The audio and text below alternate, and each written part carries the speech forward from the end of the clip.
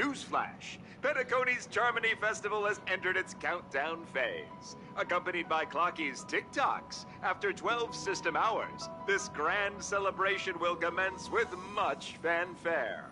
Birds are born with no shackles. One feathers my fate. Blow away the white petals. Leave me trapped in the cage. I already told you! We can talk things out! Can't wear down my illusion. I'm sorry, Fluffy. I really have something urgent to attend to, so I had no choice but to resort to asking this favor of you all. Since you already know what you're doing, I'll also have to remind you of its risks. Hey, partner, what's with the hostility? I thought pulling this thing out was just a way of saying hello. For the last time, state your identity and purpose. My name's Boot Hill, and I'm a Galaxy Ranger. What is meant by me? Galaxy Ranger?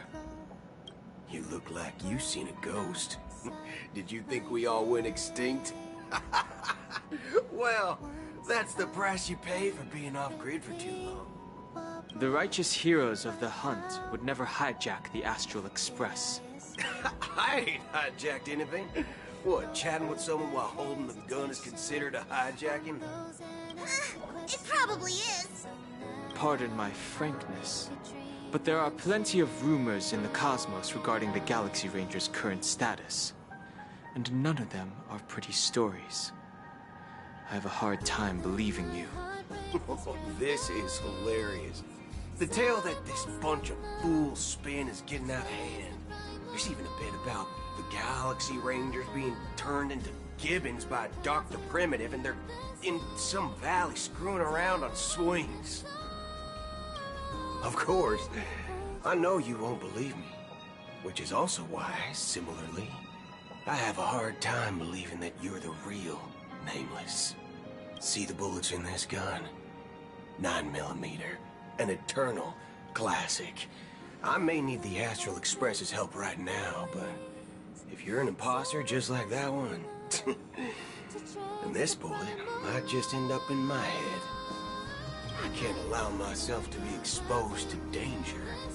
That's just the way it goes, so you all have to first prove yourselves, eh? Huh? Where are you going?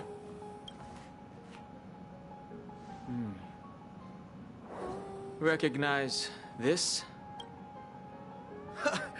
It's a model fudger. The Jade Abacus of Ally and Oath. The CN Joe really gave this to you guys? Model fudger? This is the Jade Abacus gifted to the Express by the Shenzhou Luofu's general, Jing Yuan. Its presence on board serves as the Shenzhou Alliance's official recognition of the Express. Is that enough? Not bad, kiddo. And across these sprawling stars, a gentle squeeze is all it takes to rustle up a whole legion of Cloud Knights. Now, I reckon that'd be one fudging sight to behold. Now it's your turn. Been ages since the Galaxy Rangers had the spotlight shown on them. We ain't equipped with such fancy gadgets. But I've been around the block enough to know the way to handle these types of situations is easy as pie. All right then. Feel free to toss any questions my way. Let's see if my answers can't turn your trust. If your gut tells you otherwise, still ain't too late to show me the door. And why would I play along? If I truly am a real Galaxy Ranger, you stand to lose nothing. All right then. Tell me, what kind of organization are the Galaxy Rangers? My friend, this question is a hard one. I don't think I can even consider us an organization to begin with. Everyone's on their own fated path along the hunt, with their own resolute sense of righteousness and not so welcome among such so-called universal values. This reply does not instill trust. It only makes your predicament more precarious. I'm guessing you're gonna ask about some form of shared faith, right? But us Galaxy Rangers don't need that sort of thing. What brings us together is a shared bottom line. Never bully the weak. Never kill the innocent. These oaths aren't some lofty beliefs, but the fundamental bottom line that one must never cross as a person. As Galaxy Rangers, we strictly adhere to the bottom line. When someone crosses them, the hunt's vengeance will surely come knocking. And in this moment, the other crucial meaning of bottom line comes into play. As long as you don't cross it, you're free to do whatever you please. You catch my drift? Second question. Why do you seek trouble with the Astral Express? I already said that I seek no trouble. I must go to Penacony for a matter. But I don't have an invite. And I can't even enter the family's hotel doors. If only I could borrow the Nameless's identity. The entire cosmos knows you're guests of the family. Aren't the Galaxy Rangers also esteemed guests? Oh, you've hit the nail on the head. This is why I'm here. It's fine if I tell you. The Rangers are pursuing an imposter. A son of a nice lady posing as one of us. She's on Penacony right now. My informant is a memo keeper. She's the same as all mimetic organisms, appearing one moment and gone the next. Ugh. She scares the fudge out of me. Still, she gave me some vital info. That Galaxy Ranger imposter. Who is it? Is that the third question? Is it a hard question? It isn't. Just that you might not believe me. That person calls herself Acheron. And according to our informant, she could be an emanator of nihility. That's impossible. That's what I said. Don't worry. When I first received the news, I had the exact same reaction as you. IX never gives anyone so much as a first glance, and that's perfectly normal. What reason would they have to bequeath strength unto mortals? Then you must know that emanators can also conceal their own identities, which, for many people, it's better that way. Otherwise, there'd be wanton bloodshed across the cosmos, or even, perhaps, turning their back on the path they're supposed to follow. I had the good fortune of running into an elation emanator. Its appearance was no different than that of those clowns. If it weren't through sheer luck that I got it drunk, I would have never known of its eminent status. Even in the purest hunt, you'll find the Xianzhou Alliance under the spotlight and Galaxy Rangers lurking in the shadows. Paths are inevitably concepts created by people and exist in planes beyond our understanding. To reckon that nihility emanators don't exist, well, maybe we just ain't nihilistic enough. So, do you understand now? Your companions are in danger, and it's pretty harrowing. If you don't want to believe me, you'd best send a message to them, but I'd advise you to move fast. We don't know what's happening in the dreamscape or how much of what the memo keeper said is true. And that Acheron, who knows what she intends to do.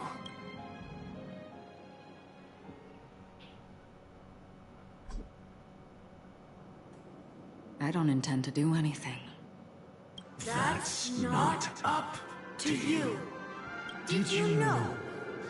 People who come to the land of dreams for the first time, they'll subconsciously stop to reaffirm that they're still walking on solid ground. And then they will unanimously raise their heads to gaze at the sky. Be it reality or dream, staring at the sky is instinctual for humanity. Since the day that the golden hour was completed, it's always been there, watching over every single night of decadence. But now this night sky has been mercilessly severed, dyed with the mist of nihility. And this whole event happened within the course of a single slash of a blade. A single slash of a blade isn't really accurate. It was actually 2 blades, just that the second one was faster. That's not the point. Many guests who weren't supposed to be invited have gathered at this banquet. Even if the harmony is all-embracing, I have no choice but to show some of them the door. For the sake of Penacony and the peace. The planet of festivities has no place for you, a puppet of nihility. Those who live in the shadows do not bear the right to tread the illuminated stage. Speaking of living in the shadows, there's probably not much difference between us. It's only polite to reveal your true self, at least when speaking to others. Penacony's Dream Master.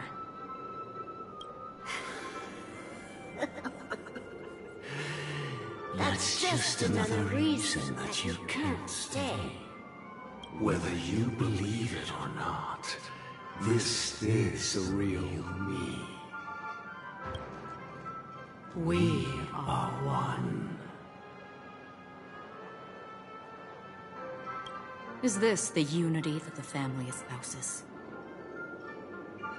My mortal shell has long since dissipated.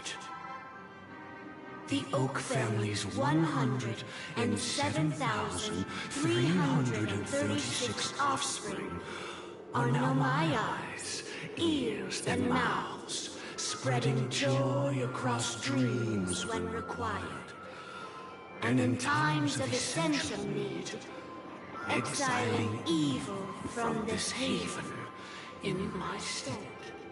From the sound of it, it seems like you're asking me to leave, Penacony. I am glad that you're an understanding one. Alas, I'm not asking. If you think you can.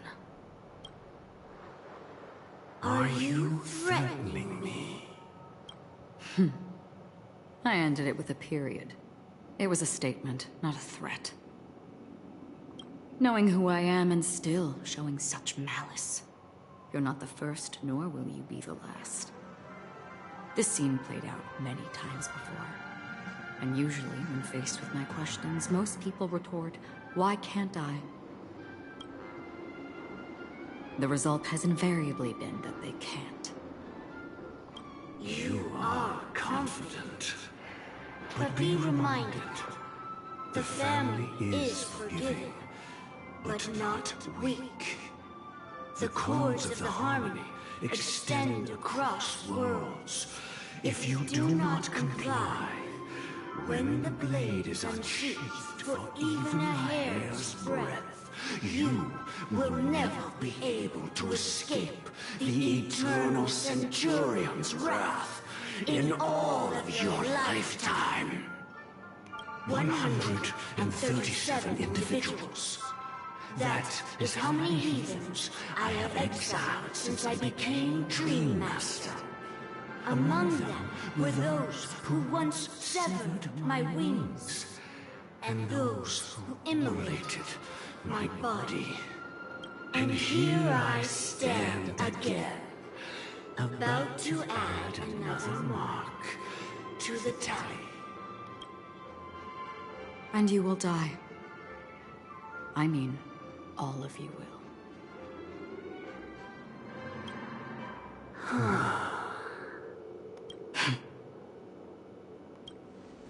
But that won't come to pass.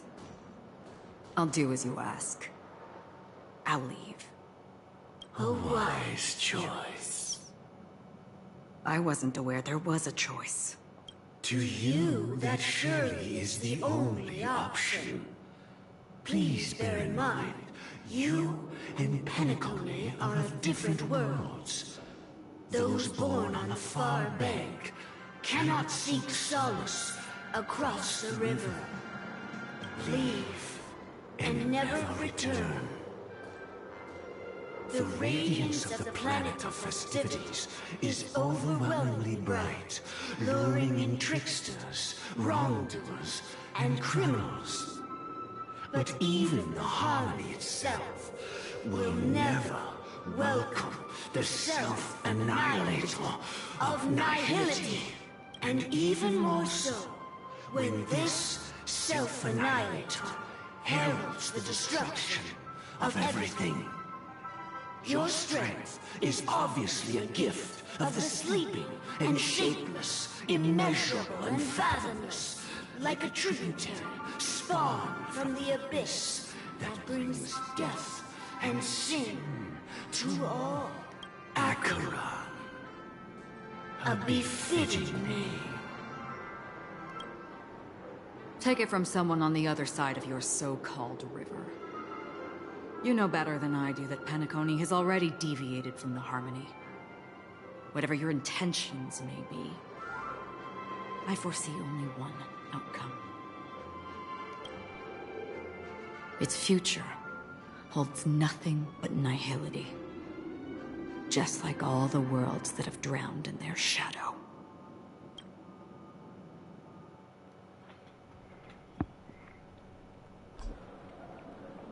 Attention, please.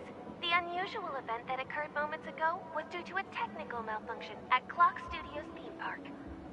The family has promptly responded to secure the area, and we're happy to report that there have been no injuries. Oh, I swear that was no movie shoot. So many chips fell from the sky, and I even caught one of them. But it vanished in an instant before my very eyes. Excuse me. Are you talking about the Clock Studios theme park incident?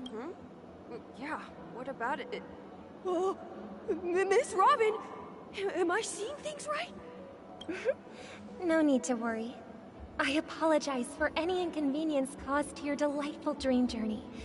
What you just mentioned about the chips really piqued my interest. Would you mind providing more details about the incident? Oh, it was just those chips you normally see everywhere. The green ones?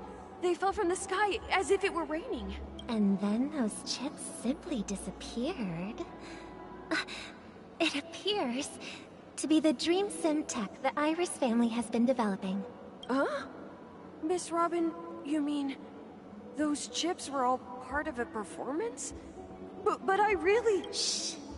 This technology hasn't been made public yet. It was originally planned to debut at the Charmony Festival, but it seems it's been leaked. Can you help me keep this secret? The raining chips were supposed to be part of my act. Oh, I see. Then it all makes sense now. I'll do anything to help make the Charmony Festival a success. Thank you. As appreciation, I'd like to give you a token gift. Oh, this button is... Press it at just the right moment in the celebration. There could be an unexpected treat in store for you. All right. It looks like there are other guests who are also confused. I'll have to excuse myself. Please, enjoy the dreamscape. So many people talking about it. This commotion at the theme park definitely made waves. This is that chick that the doppelgang stuff.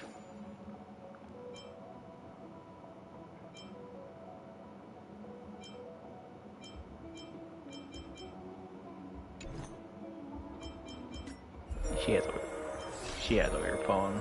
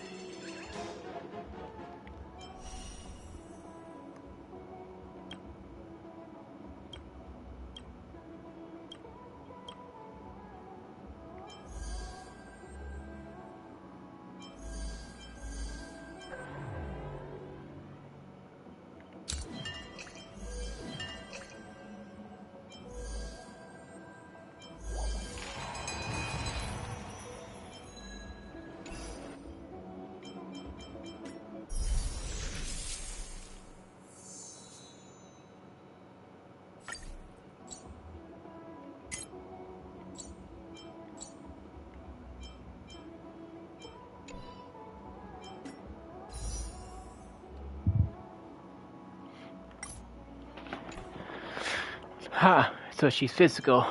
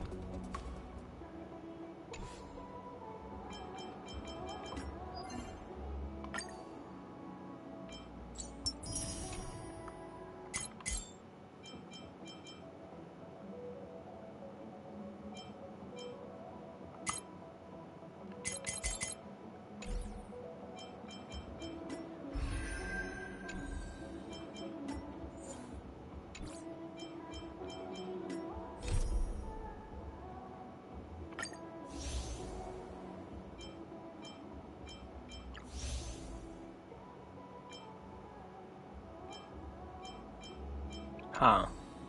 Not very lot, is it? And you get to be continue. But I think right here, this is gonna be the end of this one.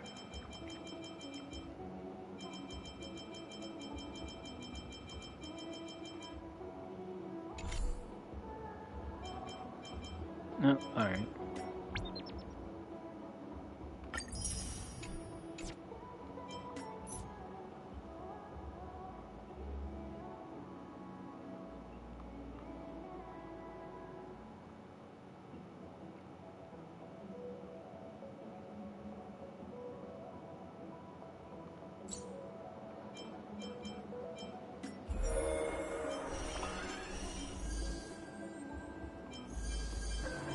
We'll check that out.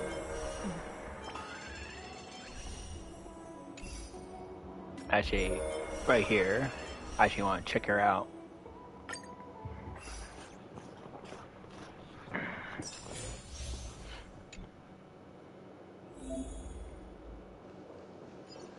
Let the show begin.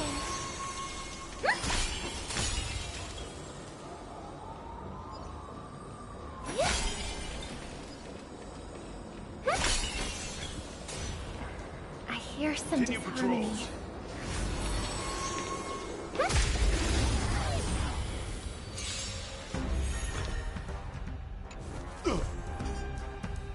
Dangerous thoughts.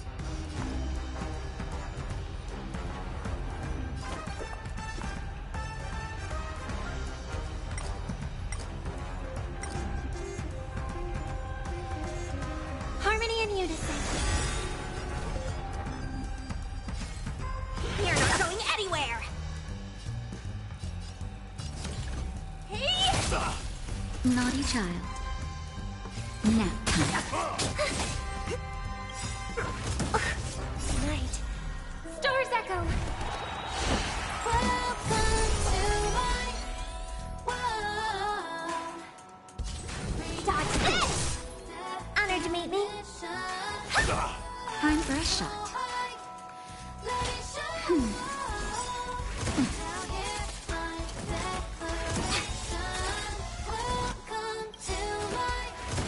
Take this! Shave, rise, Venus! No more playing nice. Time to twirl! Do you know who I... This big diamond! It's all yours! Time to twirl! Just in time. Just a little something. Think nothing of it. You're the best! What are you looking at? Naughty child. That's better.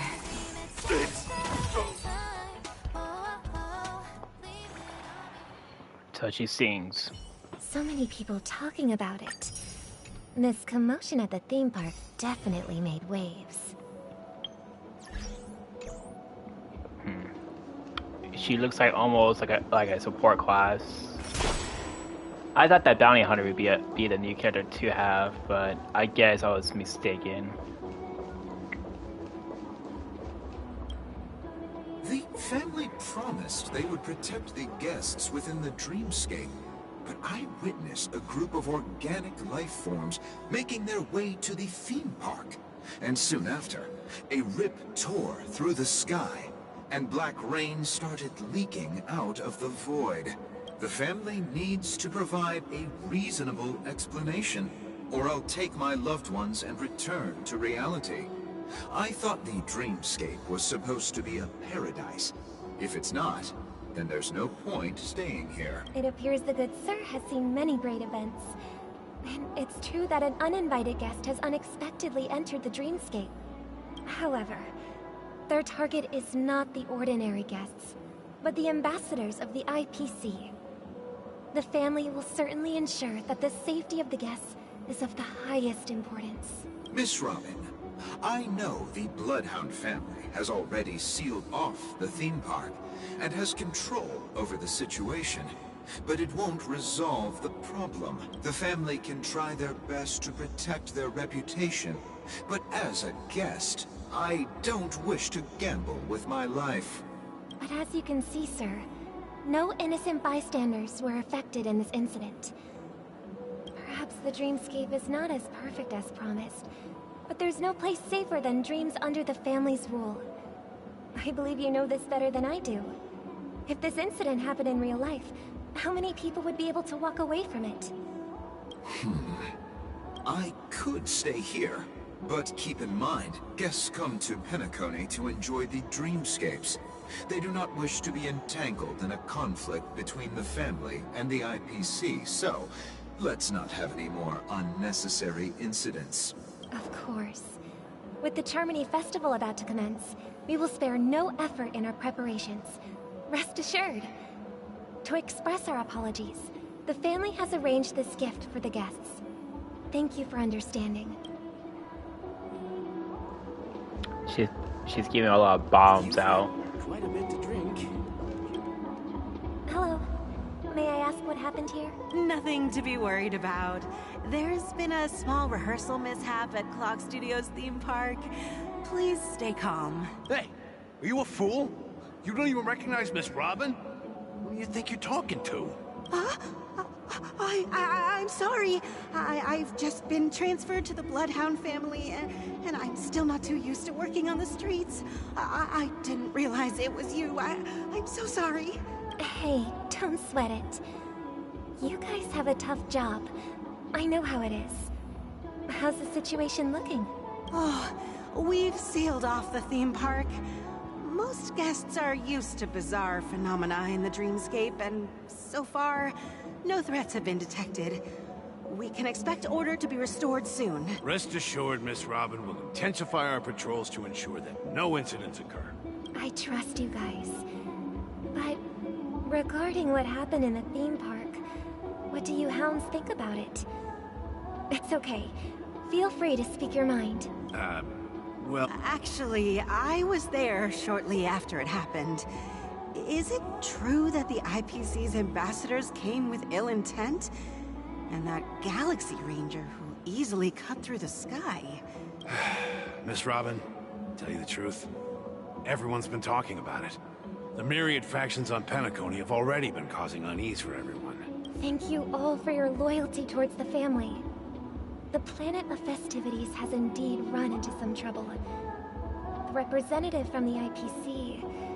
He's trying to regain ownership of Penacony and is prepared for a hostile takeover. Of course, the family did not agree. The result of the failed negotiations is as you see it now. No wonder.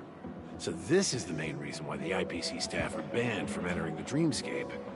Did they apprehend the troublemaker in the end? Don't worry. Mr. Sunday is currently tracking his whereabouts, and I'll have something to show for it soon. However, given the situation, the IPC surely won't let this go easily. Therefore, we are relying on you hounds to maintain the order and stability of the dreamscape. Please be assured, Miss Robin, we take our orders seriously. We won't let those IPC cronies get away with this. Thank you for your hard work. If there are any other members who still feel uneasy, please tell them on my behalf that protecting the dreamscape requires everyone's help. This is a small gift prepared by the Iris family for the guests. There's one for you too. Please, open it at the Charmony Festival for an unexpected surprise. I can't believe I received a gift from Miss Robin. It feels like I'm dreaming. Wait, I am in a dream. If trouble comes knocking on our door, we're not afraid to go to war. Rest assured, the Dreamscape's peace will be protected by the Bloodhound family.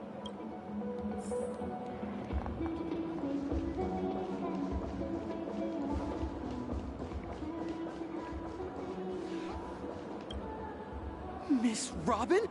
That's the renowned cosmic superstar, Miss Robin! I didn't expect to meet a fan here. I'm honored. Welcome to Penacony, a world filled with wonderful dreams. I can't believe I'm actually meeting the real Robin! Shouldn't you be preparing for the Charmony Festival? Preparation is important, but the ceremony is fundamentally about sharing the Great One's harmony with everyone. If there's a chance to sing with everyone, I will not refuse. Regarding the recent mishap, I understand it negatively impacted some of our guests. As a member of the family, it's only right for me to come forward and offer my apologies to everyone. But, are you sure it was actually a mishap? Everyone saw those chips descending like rain and the red light tearing through the sky. Claiming it was merely special effects seems a bit far-fetched. Plus, I met that generous gentleman. He looked really out of it and kept talking to himself. Is this also part of the performance? Everyone, please do not panic. I believe that the family will give everyone a satisfactory answer in due time. Even if you say so, Miss Robin, it's hard to... Some people just never listen, do they? It's never ending. It just goes on and on. I'm getting really tired of this. Miss Robin? Still, I suppose I should keep on helping everyone. I am the epitome of joy, kindness, and goodness, after all. Huh? What was I just doing? And, who might you be, miss? Here, take this, little guest. This gift has been specially prepared for you by the family. Make sure to take good care of it until the opening of the Charmony Festival. Then, when the show reaches its climax, press the button together with the others around you. You never know. Something very exciting might happen. Yeah, I knew. It was that little chick. We're back to where it all began. You entered the golden hour from this place. And it is also from here where you will enter the true Penacony. It is a pleasure to journey alongside you once more. But it's...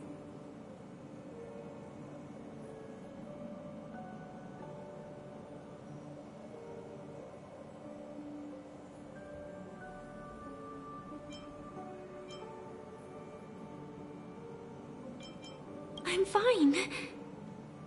Sorry, I hope I haven't scared you. I know you have many questions. Do you remember when we encountered death in that strange dreamscape?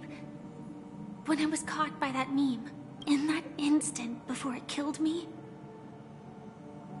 I saw the reflection of another dreamscape in its ghastly pupils. So, following the clues in the script, I came up with some theories about the meme. That's why I instructed Silverwolf to issue invitations, drawing everyone to the Dreams Hotel. I intended to call upon death before you arrived, to solve the riddle using more direct means, and then invite you to join. However, contrary to my wishes, I couldn't defy the script. And I didn't get a chance to explain it to you. It is how you see now. I was impaled by the bladed wings of death. The heavy pressure of concentrated memoria, miasma, exploded in my mind as if it was actually reality. But after the momentary numbness subsided, I found that my body was absolutely unscathed. I was still alive. And it was just as I thought. I had arrived at a place starkly different from this beautiful dream. Beneath the dreamscape of Penacony lies another, more chaotic, more primal memory zone. Its name? Land of the Exiles.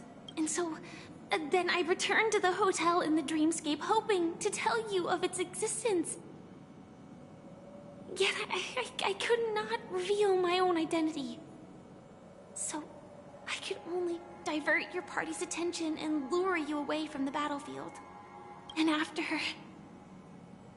all my attempts proved futile.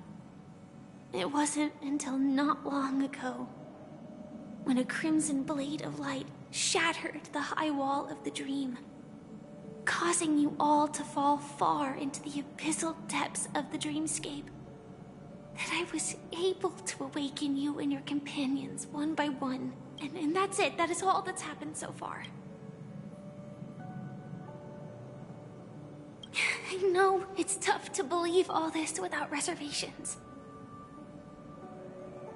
I just want to say, you are very close to the final answer.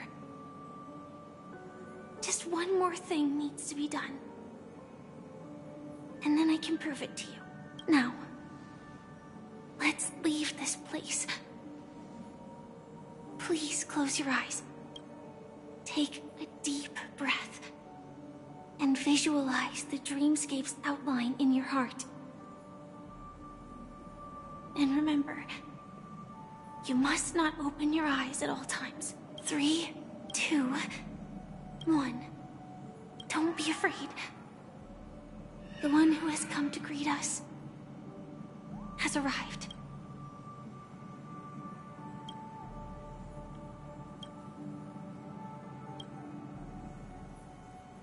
I never knew you could do this. Do you have a driver's license? I do.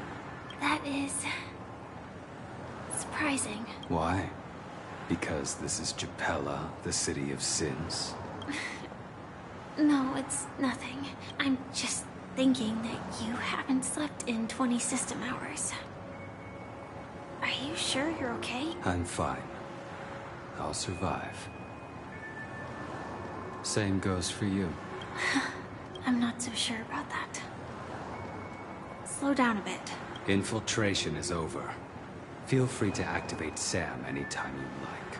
There's still some time before the next part of the script unfolds. Let me stay a little longer in this body. Such a long tunnel. Didn't feel this long when I set off. In half a system hour, it will lead us to Kafka. And then comes the downfall of the Japella Brotherhood. Is that also part of the script? It's in your script too. Sorry. I didn't notice.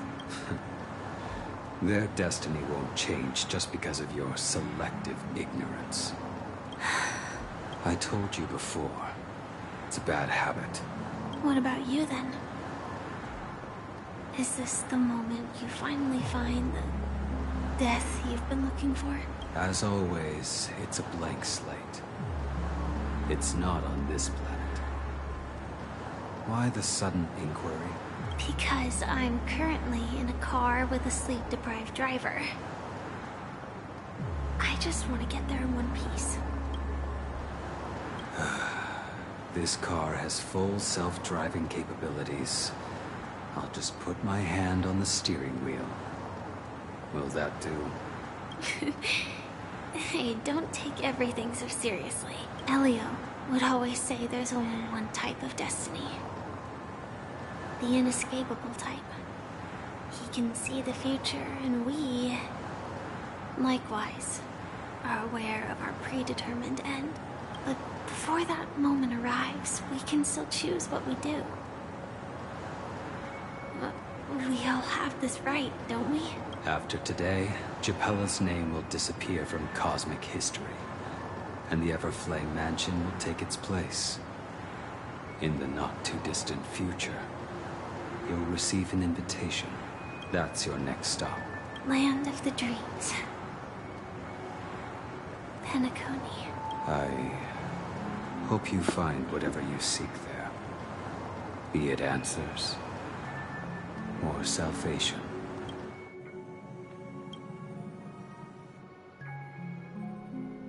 Yeah. Glad to see you're safe and sound. Close your eyes.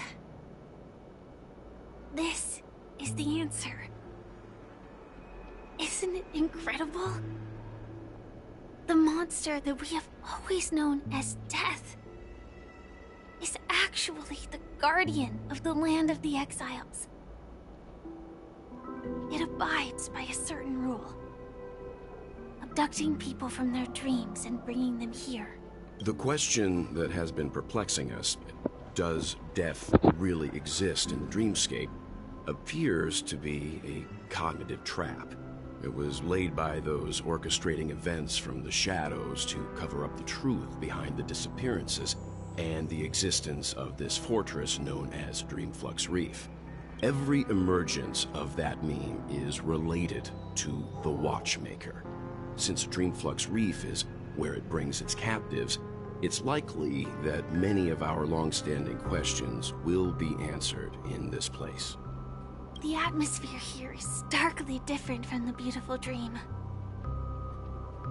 There are no regulators here like the family. And they all look like they're mildly dazed. But from the whispers of the residents, they've heard a familiar name. Gallagher. It's that man again. Always in the right place at the right time. Though that does save us the trouble of looking for him. Himiko and March have already made a move. Get ready. We're about to set off. The real dreamscape. The land of the exiles. Before we go, should we speak to everyone first?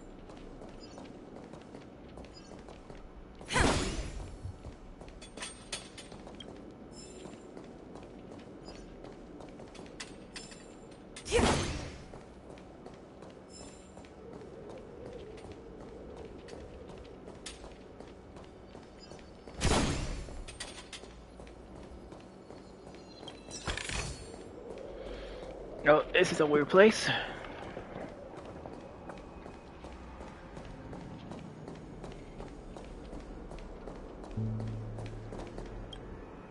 I'm really sorry for waiting until now to tell you everything.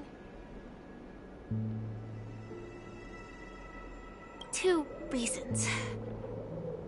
Firstly, the script.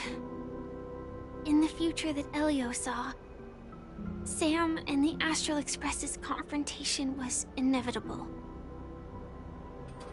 I tried to break the shackles of the prophecy, but this is as far as I could go. That aside, there were also my personal motives. I wished to travel with you as Firefly, and not Sam.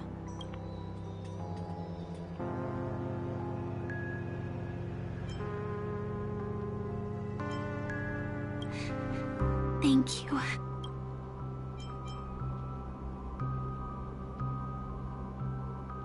Elio only gave me one instruction.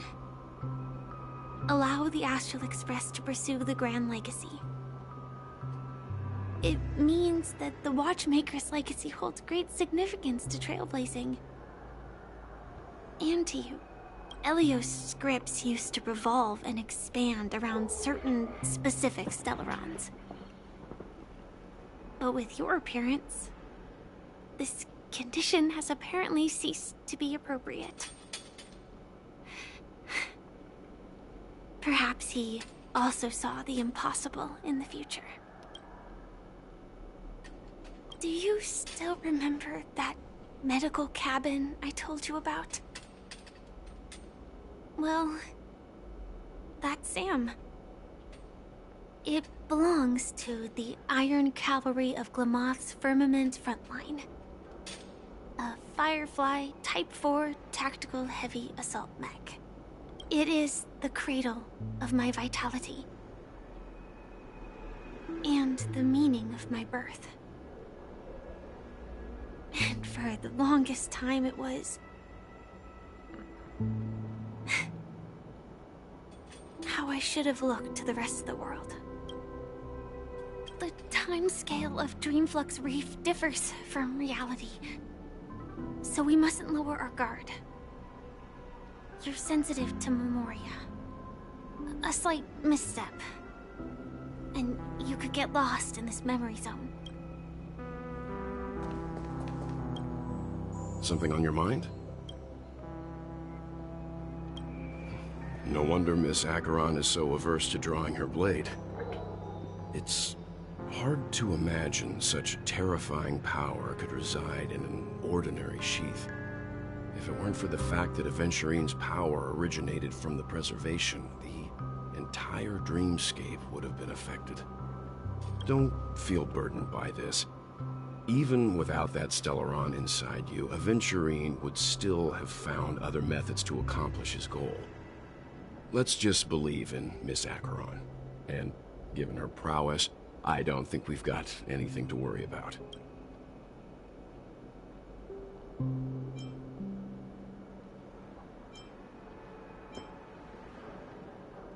Before we found you, she'd already revealed her Stellaron hunter identity and shared a lot of information. Who would have thought that the Molten Knight's true identity was actually a young girl? For her, this is a secret that she cannot allow others to know. That being the case, I think we can believe she's willing to cooperate, but she didn't reveal all her secrets. I just can't shake the feeling that her situation is different from that of the typical dreamer.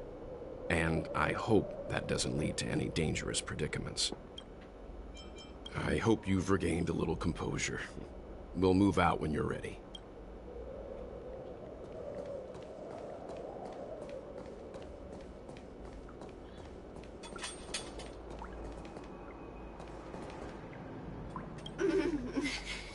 Welcome to heaven. Dreams, true or false, all are ephemeral. Might as well drink more Soul Glad instead.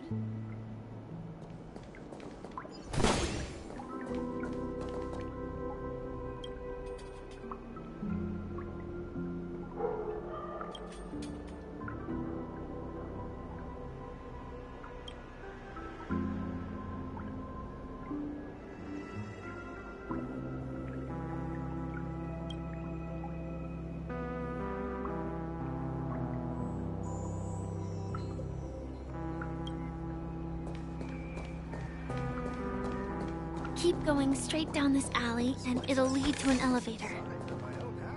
It'll take us to the center of the land of the exiles.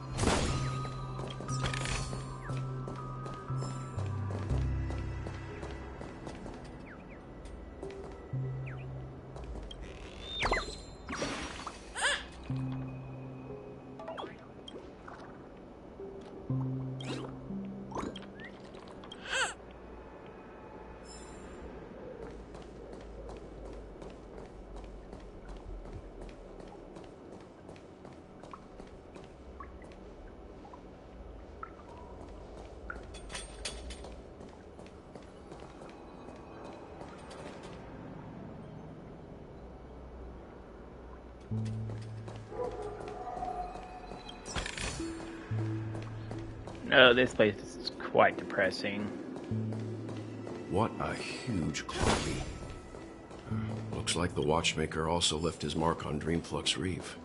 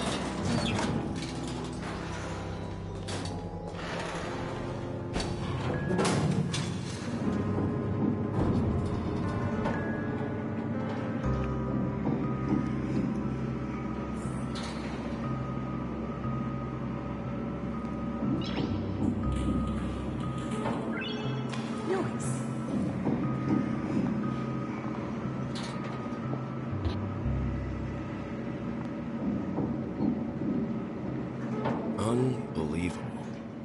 To think there's a settlement of this size within the dreamscape. And all beyond the family's reach.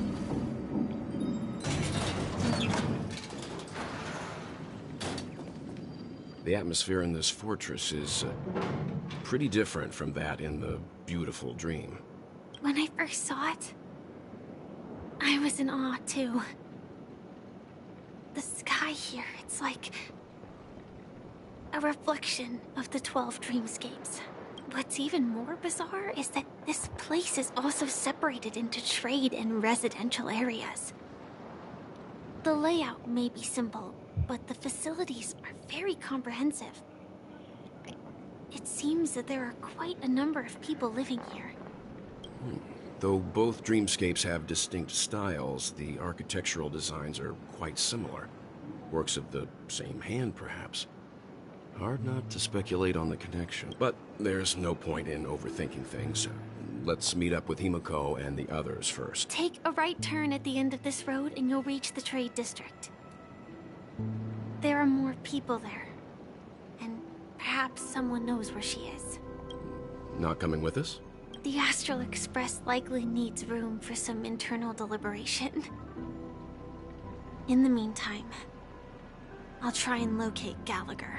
Sure. Let's reconnect later. Letting her go was the right decision. Further observations are needed before we decide whether to trust her. But first, there's someone I need to talk to. Let's go. I'm sure you've already noticed him. He's right over there. The Reverie Hotel's bellboy. How did he end up here? And right after Miss Acheron severed the beautiful dream. We'd better check, just to be sure. Perfect for me, and perfectly legal for me to stay in.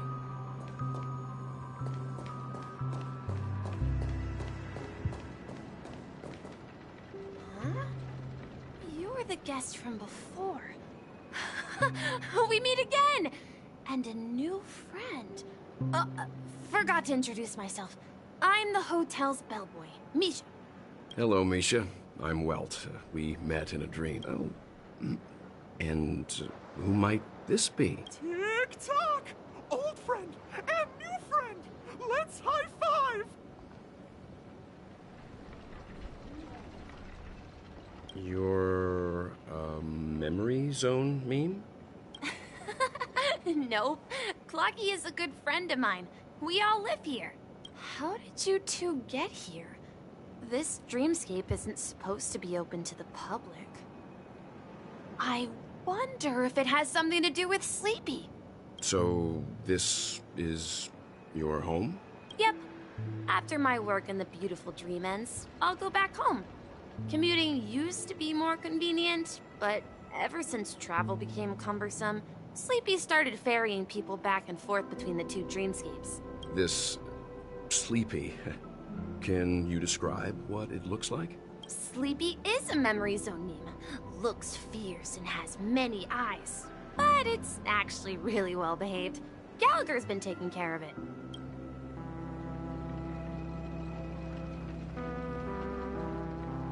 Based on the description, that meme is indisputably death. A nightmare for the family, but for the people who live here, couldn't be further from the truth. Death? Not in a dream, surely. Sleepy's just a little aggressive, and sometimes messes up by fetching the wrong guess. But it would never hurt anyone. I see. Has it brought back any guests recently? Say, in the last day or two? We're currently investigating a missing person case that occurred within the beautiful dream. I see. Then you'll have to speak with Gallagher. But he's currently busy hosting a visitor from the Oak family and specifically asked not to be disturbed. Mr. Yang, the person you're looking for, is it Miss Robin? Just as I thought. Considering what happened with Miss Firefly, this doesn't come as a surprise. If you're looking for Miss Robin, I can lead the way. She told me that she'd be willing to meet with outside guests. If it's not too much trouble. Also, we're looking for our missing companions. A woman with red hair accompanied by a girl with pink hair. Have you seen them? Oh, I haven't. But please, rest assured. Dreamflux Reef is a small place, and it's not as bustling as the beautiful Dream. But its safety is unmatched. How about this? Since it's your first time here in Dreamflux Reef, I'll be your guide and help you find your companions. And then we can all go visit Miss Robin together. She's gone to Mrs. Grace's to visit the children. She won't be leaving anytime soon. So there should be enough time. All right then. We'll follow your plan. Well, we now know the answer to both murder cases that have caused such commotion in Penacony. As for the intentions of the mastermind behind it all, we're still none the wiser. Yes, that's my thinking as well. I'm not entirely certain, but we still have to find him one way or another. Say, you mentioned before that you saw Clocky that only you could see, right? I can't shake off this strange feeling. Am I really still so young at heart? Forget it. It's not important. We'd better just follow Misha.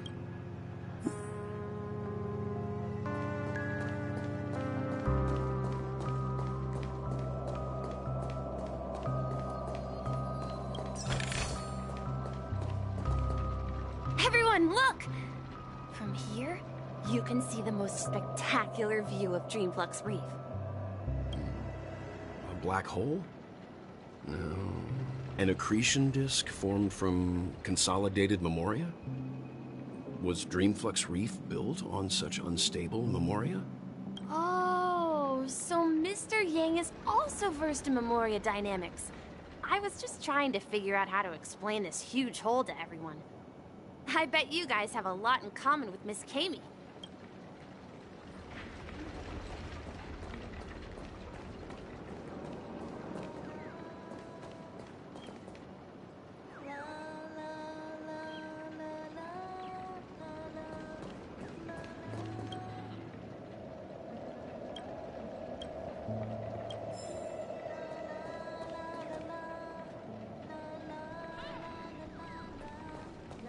Look! There she is!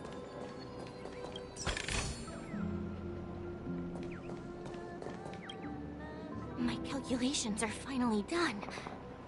In another 10 system hours, the above dream will swallow the dream below. My hypothesis was correct. This place will cease to exist as the dream devours everything. Who are you all, and why haven't you left yet? This place is about to disappear.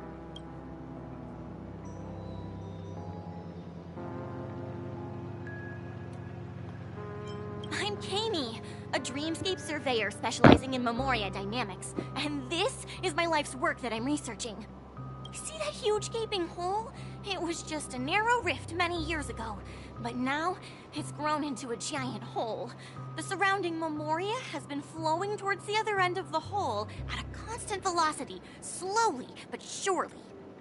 But the scary part is, according to my calculations, the flow rate of memoria has recently changed, and it's faster than ever before. It's almost as if something is sucking it in from the other side. By constantly improving upon Madame Rosalina's Memoria measurement method, I've finally obtained accurate results. After 10 system hours, the Dreamflux Reef will cease to exist. Just like the melting of glaciers, everything will crumble and disintegrate. The dreams on that side of the void will fuse into one. Please don't worry. This sort of thing has happened many times before. Miss Katie isn't a bad person. She's just a bit lost in her own world. She'll probably realize she's wrong soon enough. You don't say.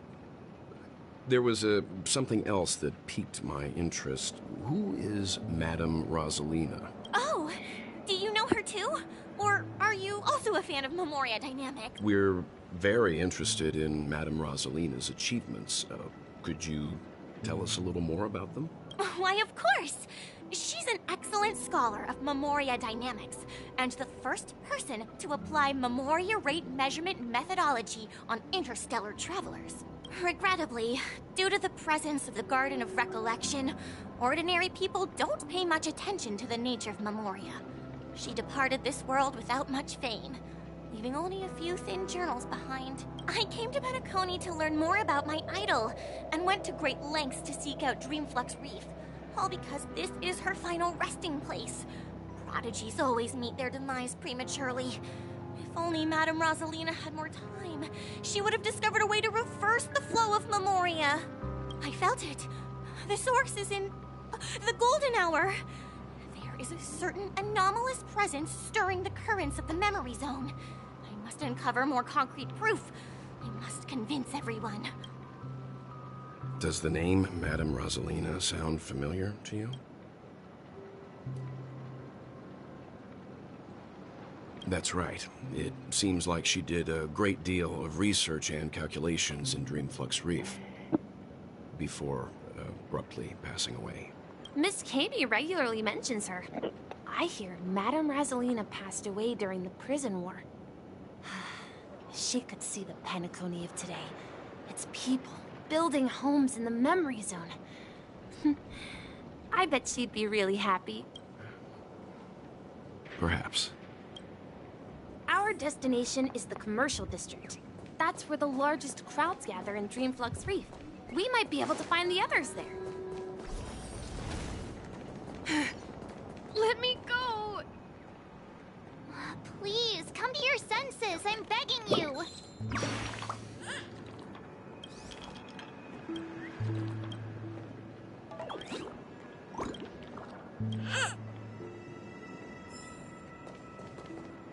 Ghost! There's a ghost! Don't come near me! Oh my. I'm human and so are you. Can you get a grip? Mr. Yang and Miss Trailblazer, I've been waiting for you. Quickly, come help. I bumped into a member of the family on the way here. He was so scared and I just wanted to calm him down. Let me go! Let me go! I've only done good in my life. Why can't I rest in peace after death? Well, this is how it turned out.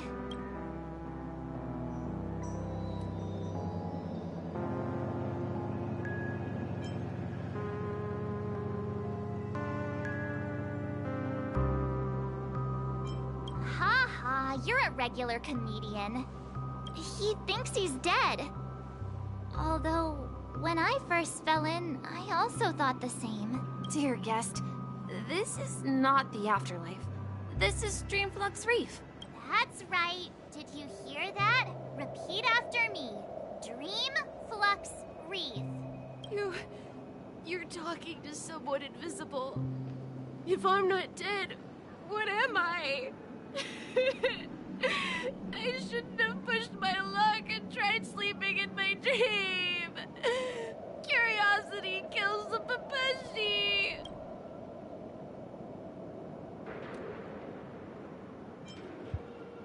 Stop asking! You'll alert the monsters! All the dead are right here. All of them! You're not talking about the memory zone meme, are you? Don't say that name! It's all your fault. They're coming!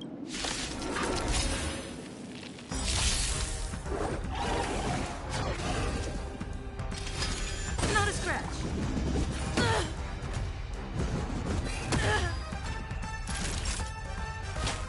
That's better. Nice My teamwork. turn. I'm not afraid of you. Annihilate. I want to protect everyone. Help me, Mr. Sora.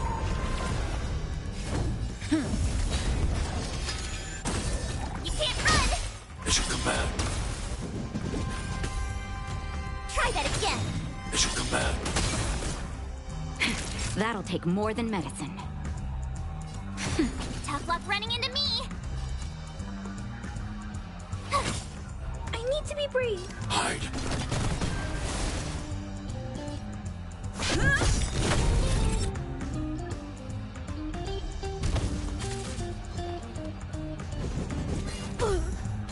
You can't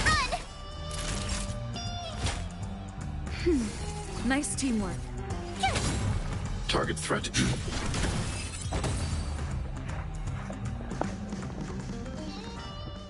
He passed out. His intense negative emotions attracted the nearby memory zone memes. I see.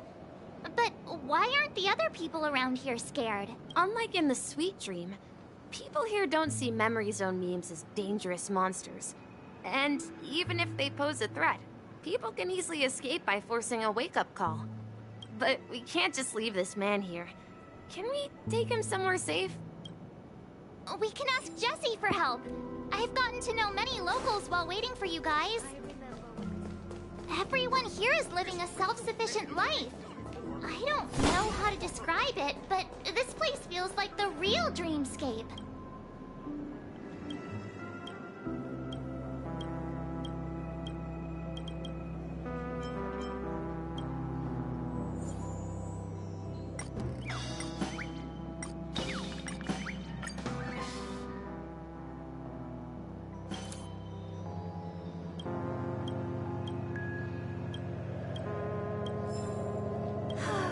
Tell me about the songs that make your heart sing.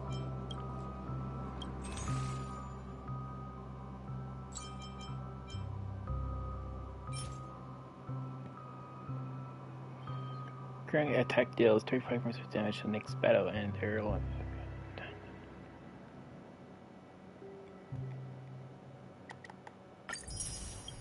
Not too bad.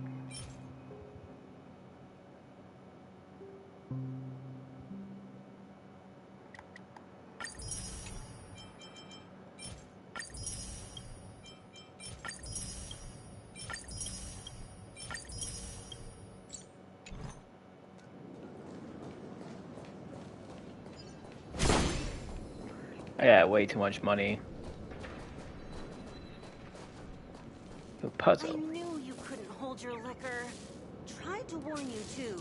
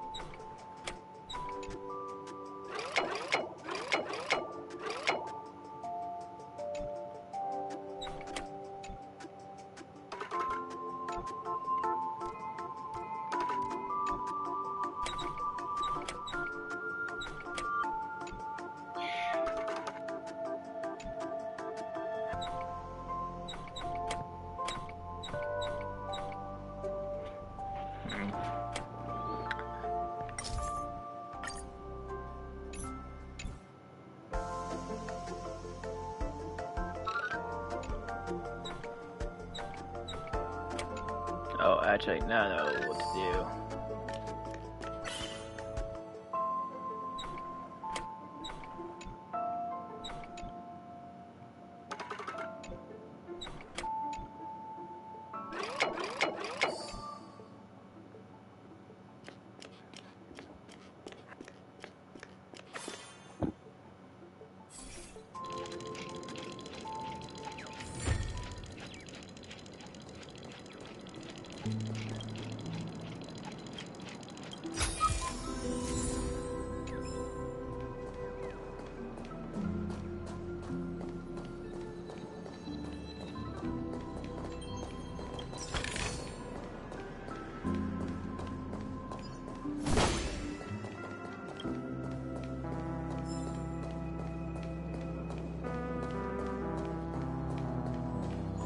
Let's see how you handle a stroke of genius like this.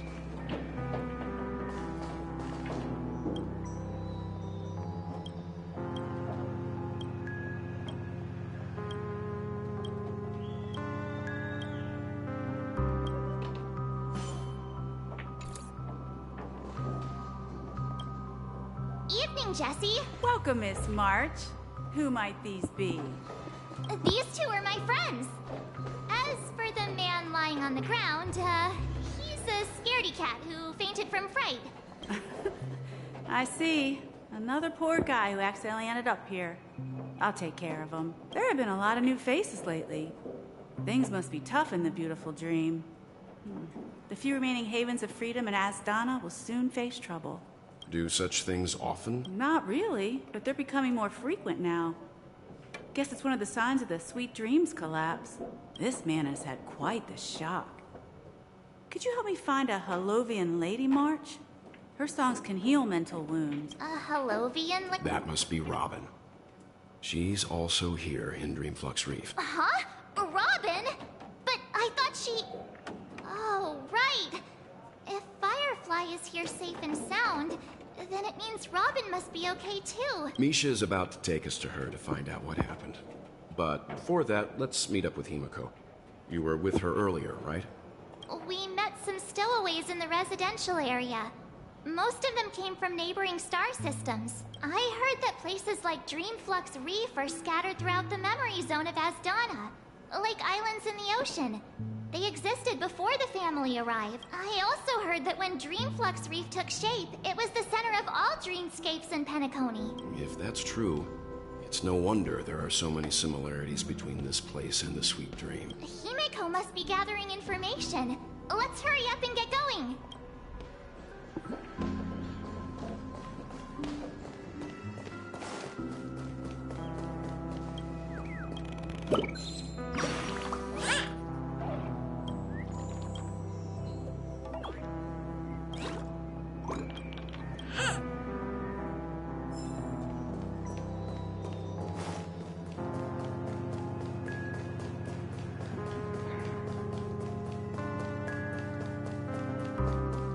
This is where we split up. She can't be too far away.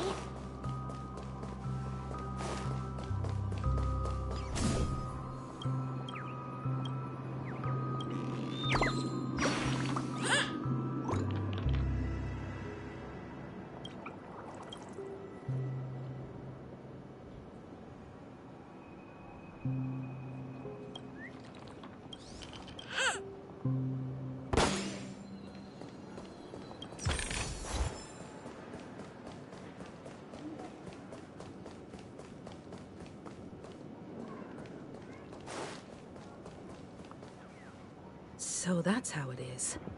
I never imagined we'd gather the remaining details here. To borrow Gallagher's catchphrase, what an unpredictable twist of fate. Himiko, here they are. Ah, perfect timing. Now that everyone's here, I'd like to introduce everyone to Micah, who's partly in charge of the Land of the Exiles. Micah, these are my companions. It's a pleasure to meet the Nameless. You know. I've been keeping an eye on you since the day you arrived in Penacony.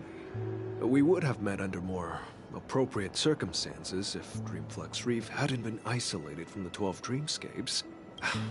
Please, allow me to formally introduce myself.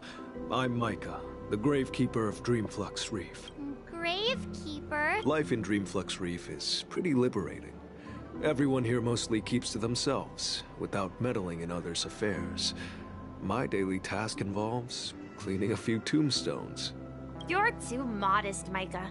When lost dream chasers stumble upon this place, you're the one who takes care of them, guiding them back to the sweet dream, or showing them how to survive the wild dream chaos. So, guardian of sorts. Were you talking to me, Mr. Yang? On that note, Mr. Mika, which tombstones are you referring to? We didn't come across any. They're actually just symbolic stones.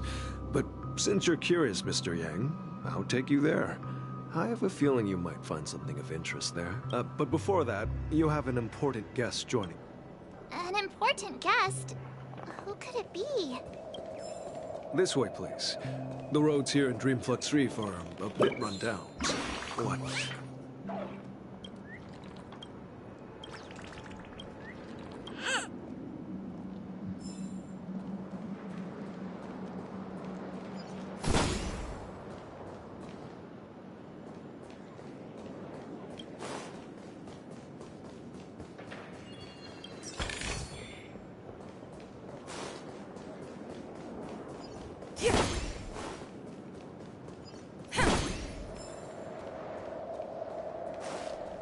So this is the so-called...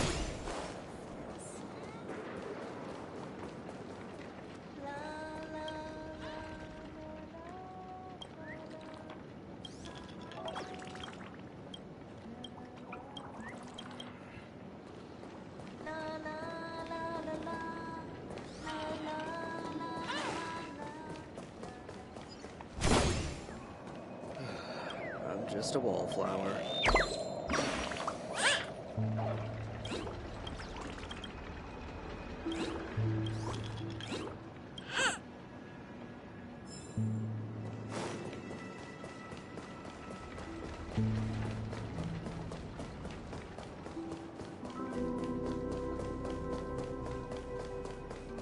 There she is. Everyone sings so wonderfully. It's not often that I tried this music style, but I've gained some valuable insights from it. Oh, I can't thank you enough, Robin. Well, these kids have made incredible progress in only a few days. It was nothing, Grace.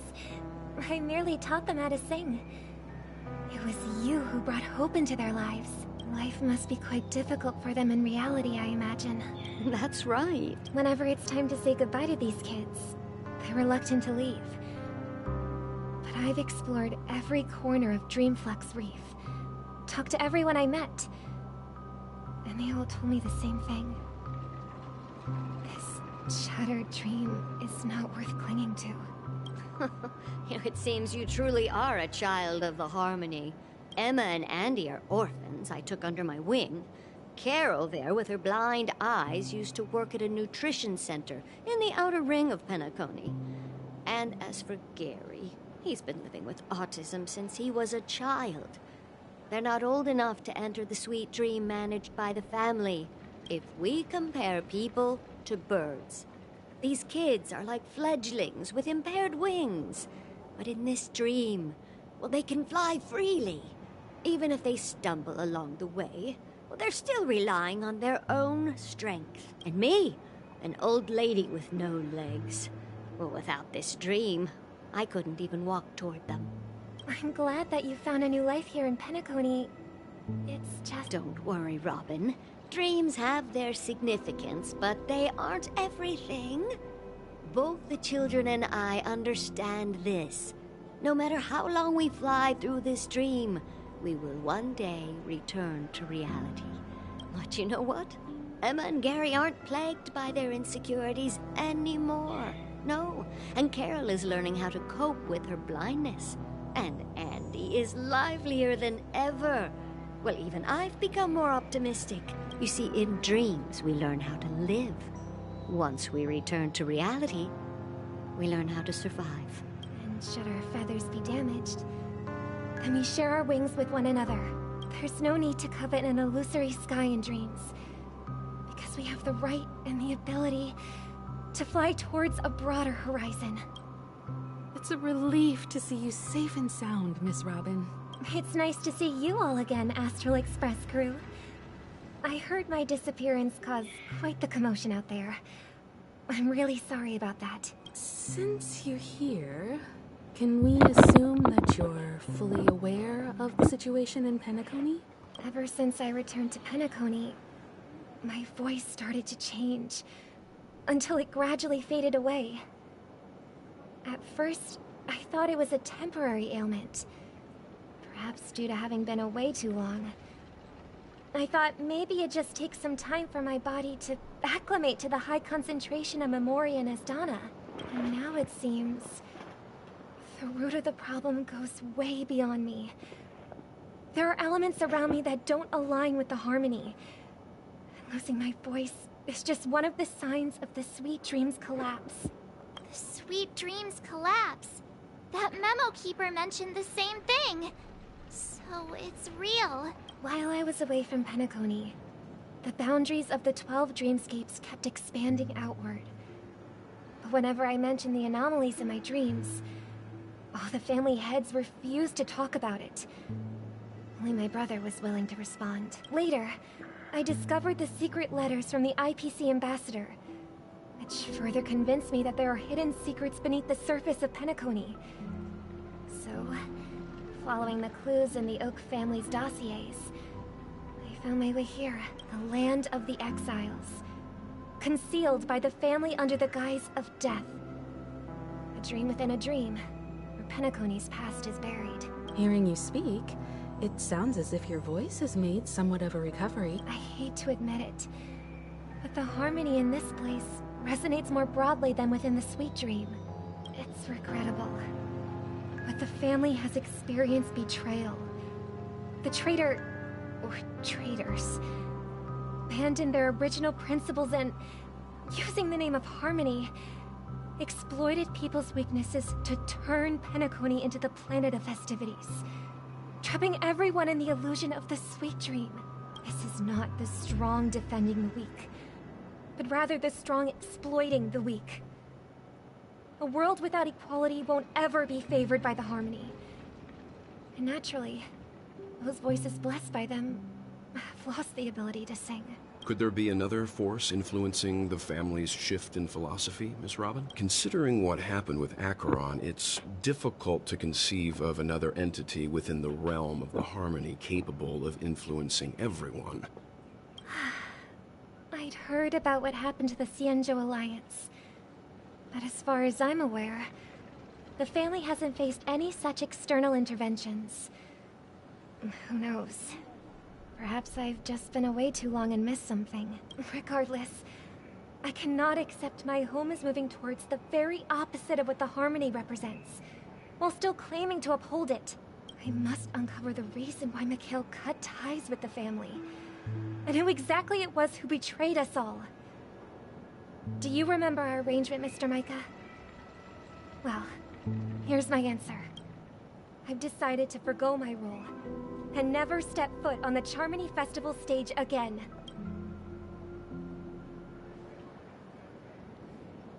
Look here, brother. A little bird. Looks like a fledgling Charmony dove, but Charmony doves don't live here. So how did this little bird get here? Maybe its parents abandoned it? It looks weak and frail. Why don't we find something soft and make a nest for it? This place is too dangerous for a fledgling. Let's take it with us. We can put it on the wooden shelf in front of your window. Okay. A bird like that must have a beautiful singing voice. But where will it live? I'll ask the family head to build a cage for it. A cage? But then it won't have the freedom to fly. Let's see. What is it that has captured the attention of the two best interpreters of the Great One? To the point that they've forgotten how to enjoy their dessert. Oh, poor little thing. Doesn't look like it's doing well. Do you want to rescue it? I do. I don't want to lock it up in a cage. Why? Even if it's small and not fully feathered. I can't sing. It didn't come into this world just to be locked up in a cage. Birds. They should be flying free in the sky. That's quite the romantic idea. And what about you, a young scholar? Do you agree with your sister? I think she's right. But if we leave it out in the wild, it won't survive for more than a few days at best. Ah, I see. It seems our little scholar is still a bit unsure. Well, let me tell you youngsters a story. As you probably know, Charmony doves can fly through the air. When they fly really high, the friction caused by the flapping of their feathers against the atmosphere creates amazing lights, so that they look like shooting stars. We've seen this spectacle so many times that we think it's just something they can naturally do. But that's not the truth. Their radiant display is the result of countless struggles against nature over generations. Their ancestors were too weak to survive on the ground. So, to escape predators, they started seeking new opportunities in the air. After countless attempts by many generations, one of them finally figured out how to fly. It soared into the sky and never looked back at the ground again. So, you mean birds aren't born to fly? But they find a way to do it through their determination? Well, that's an idealistic way of putting it. So, what are your thoughts, Sunday? I think people believe birds are meant to fly because they've never seen those birds crashing to their death. That's an interesting perspective. So, have you decided what to do with the bird now? For now, I'll keep it in a cage until it can take care of itself because I want it to live. No matter what. Well said, kids. It seems each of you has found your own answer. Your insights are truly remarkable. And I hope they come true in their... We will take good care of it. Won't we, brother? Yeah. But, Mr. Gopherwood, there's one thing I don't quite understand. And what might that be, my son? What if this little Charmony dove never learns to fly in the end? I mean, if there are fledglings in this world that can never fly throughout their lives, should we let them go back to the sky? Only to see them crash to the ground and die? Talking in your sleep, Birdie? Time to wake up. Huh? Need a hand? I'm still alive? Yeah. Happy about that. Where is Robin? Tell me. I knew that was going to be the first thing you'd ask. Don't worry, your sister is here, safe and sound. She's probably walking around the streets now. If I were you, I'd be more worried about myself. After all, right in front of you is the guy who just stabbed you in the chest with a dagger. If you wanted to kill me, you wouldn't give me the chance to speak. Just tell me your demands, lackey of the Watchmaker. So, you figured out who I am, huh? No wonder you had the guts to go against the Dream Master and the Four Families. Looks like I made the right choice. Choice? You are aware of my plan and see through my act. Time is running out, so let's drop the charades. I'm suggesting we cooperate. Cooperate? What makes you think I'd cooperate with you? The fact that the famous Robin has chosen my side. Plus, some clues about a traitor and a bright future for Penacony. Any of that catch your interest? I find it hard to believe a man who's full of deception. Fine. You don't have to trust me. What you should trust is the sense of justice inside of you.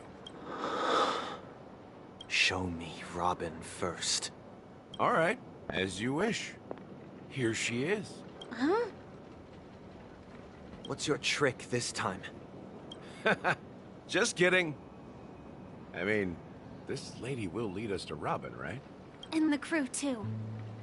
There are too many people who you owe an explanation. That'd be great. Please follow me, Honorable Oak family head. Now, all the actors are on the stage. This is the monument I mentioned earlier. The names inscribed on it should be familiar to all of you. Rosalina and Tiernan. When Penacony was known as a frontier prison, it was the Trailblazers who connected it with the stars. They were the heroes who saved Astana, and their names deserve to be immortalized. Not just on this small stone tablet, but in the annals of history for all of time. However, today, the planet of festivities is nothing but sweet dreams. That heavy piece of history is all a distant memory. Just like that prison. If their names are inscribed here, then that means... According to Micah, they died long ago. Rosalina was killed during the War of Independence. She ventured alone into the heart of the star system to investigate the flow of Memoria, but she never returned. Tiernan was a skilled gunslinger, strong and reliable. He led the people through countless battles, but he didn't live long enough to witness the arrival of true peace. In the decade following the war, Penacony faced challenges internal and external. To protect Astana, Tiernan took up the way of the Trailblaze and led the Lampmoth family to explore beyond the system, only to be surrounded and wiped out by the swarm. Though I had expected as much, the tales of these heroes truly are sorrowful. True to the title of Trailblazer, they spent their lives venturing into the unknown. But what about this tablet?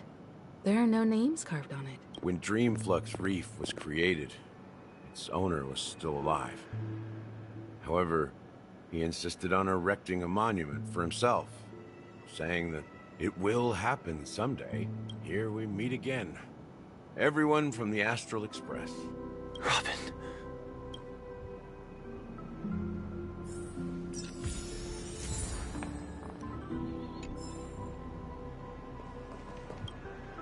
I promised to give the siblings some privacy, so let's talk about our business first. What do you say? That sounds sensible enough. Since you went through the trouble of gathering the family head, the crew, and the Stellaron hunters, I'm guessing you have something important to say, Mr. Oh? Is it that obvious? The look on your face is practically screaming, I'm the one behind all this. You're right, Mr. Yang. It is indeed time to come clean on everything. The siblings already know what they need to, and they've made their choice. But you, Nameless, arrived a bit late. So it's only fair that I answer your questions. Before we begin, let me reintroduce myself. I'm the founder of Dreamflux Reef, the deputy of the Watchmaker, and the one who sent out that invitation. As Gallagher, the history fictionologist, I humbly extend my greetings to you all. History fictionologist? So what, everything you told us was made up? Well, don't worry. Almost everything I shared was true. Well, except for the part about the family accepting me back. I double-checked with Micah, and everything he said about the family, the Watchmaker, and Mikhail is true. Thank you for your understanding. Now let's get down to business. I'm sure you're all wondering why I went through the trouble of setting up this battle for the legacy. Inviting different factions and stirring up a ruckus all over Penacony. Well, it all boils down to something very familiar to all of you. The Stellaron.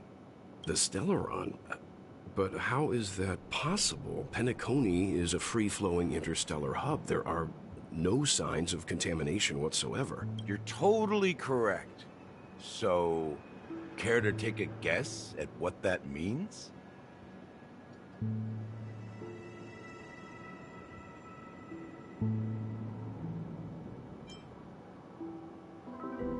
How keen. Well, what should I say? I expected nothing less from the person here who is the most familiar with Stellarons. The sweet dream doesn't come out of thin air. If you think of the memory zone as the sea, creating the land of the dreams is like filling that wild ocean with earth to make an island. To achieve this feat, without the help of an emanator of remembrance or enigmata, the only way is to use a Stellaron. And that's not something you can achieve with a simple wish. It requires vast quantities of knowledge, time, and manpower. I'm sure you get what I'm hinting at. In Azdana, the planet of festivities itself is a Stellaron disaster. The planet of festivities itself is a Stellaron disaster? It all started a long time ago.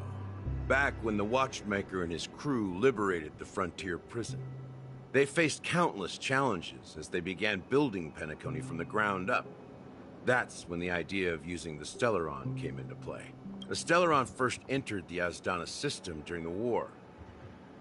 The Nameless warned everyone against the folly of attempting to tamper with such a power. And most heeded their words. But there are always people in the shadows with ulterior motives. The turning point came after Tiernan's death. With two of the Nameless gone, the Watchmaker had to go to the front lines. It was at that moment his rivals saw an opportunity. By the time a representative from the Montour Systems family arrived at the Watchmaker's home, Stellaron had already been activated and was seeping into the primordial synesthesia dreamscape. And I suppose the family happened to possess the knowledge to seal the Stellaron? Not just that. They knew far more about the Stellaron than the average person. They helped Mikhail swiftly quell the civil unrest and played a part in building Penacony under the disguise of the Harmony. Those three eras were known as the Age of Dreaming. The Watchmaker, who had been left in the dark, sent out invitations across the universe, spreading the hype around the land of the dream. Then, how did they turn against each other? Remember the island in the ocean metaphor? The truth is, the Stellaron was never truly sealed. It existed in a different form within the dreamscape. Think about this. What would it cost to create and maintain such a lavish dreamland? It's people's lives. The opulent dream is built upon the decay of spirits, with a toxic elixir called pleasure flowing through the dreamscape. It tempts people to indulge in the dreamscape, and gradually their minds succumb, becoming nourishment for the sweet dream. Confusion, laziness, and cowardice, weaknesses that plague humanity, were magnified and nourished by the family. Penacony became a new kind of prison, even more impenetrable than the previous one. Sadly, we realized this far too late. By then, the family had a firm grip on Penacony, swiftly quelling any opposition that arose. At my wit's end, I had to use the power of the Enigmata, and sought refuge in this chaotic realm. Over the years, I created a meme within this dream for our use. Dormancy. That's its real name. We exploited a loophole. You see, regular people can't fall asleep again while they are inside the dreamscape. So this is the true meaning of the impossible. You sent out invitations in the Watchmaker's name to find forces capable of resolving the Stellaron disaster and draw them into Penacony to uncover the truth. It's not just that. Above all, I wanted to see what happens when the major factions engage in a struggle for the legacy. Since this is the Watchmaker's first announcement in decades, the traitor within the family is bound to reveal themselves. So, the legacy is just a facade. If you want to consider the Stellaron as the legacy, I'm totally fine with that. If that's the case, where is the Stellaron now? That's a question for Mr. Wings. The Stellaron is still under the family's control, and as the head of the Oak family, I'm sure he holds all the answers.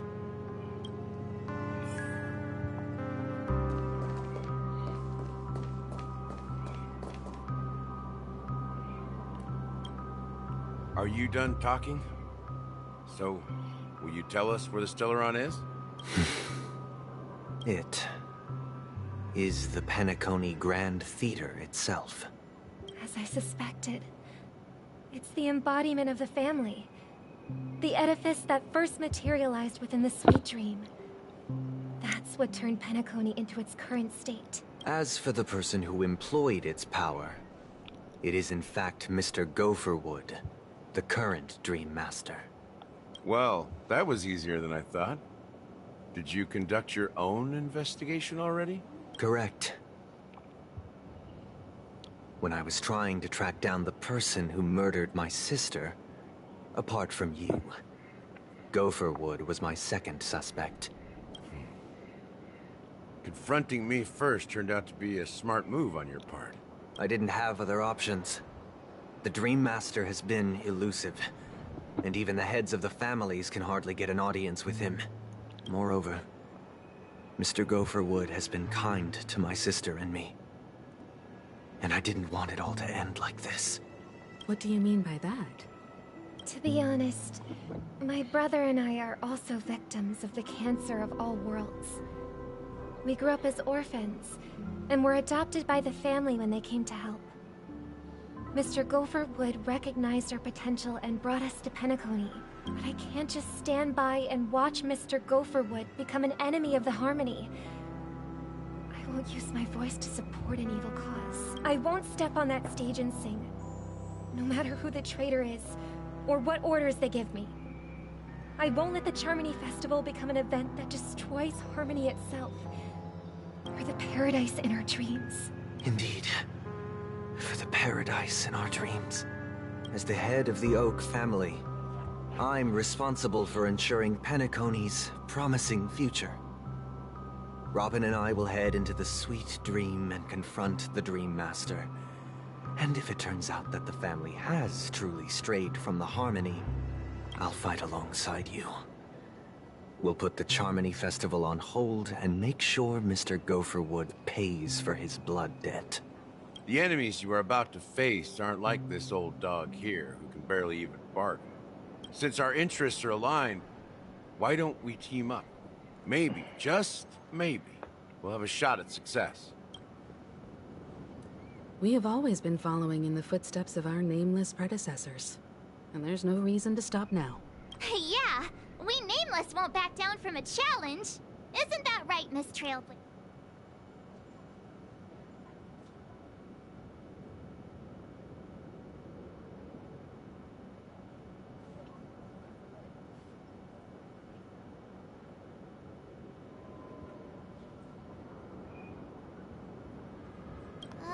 That line actually makes me a bit nervous.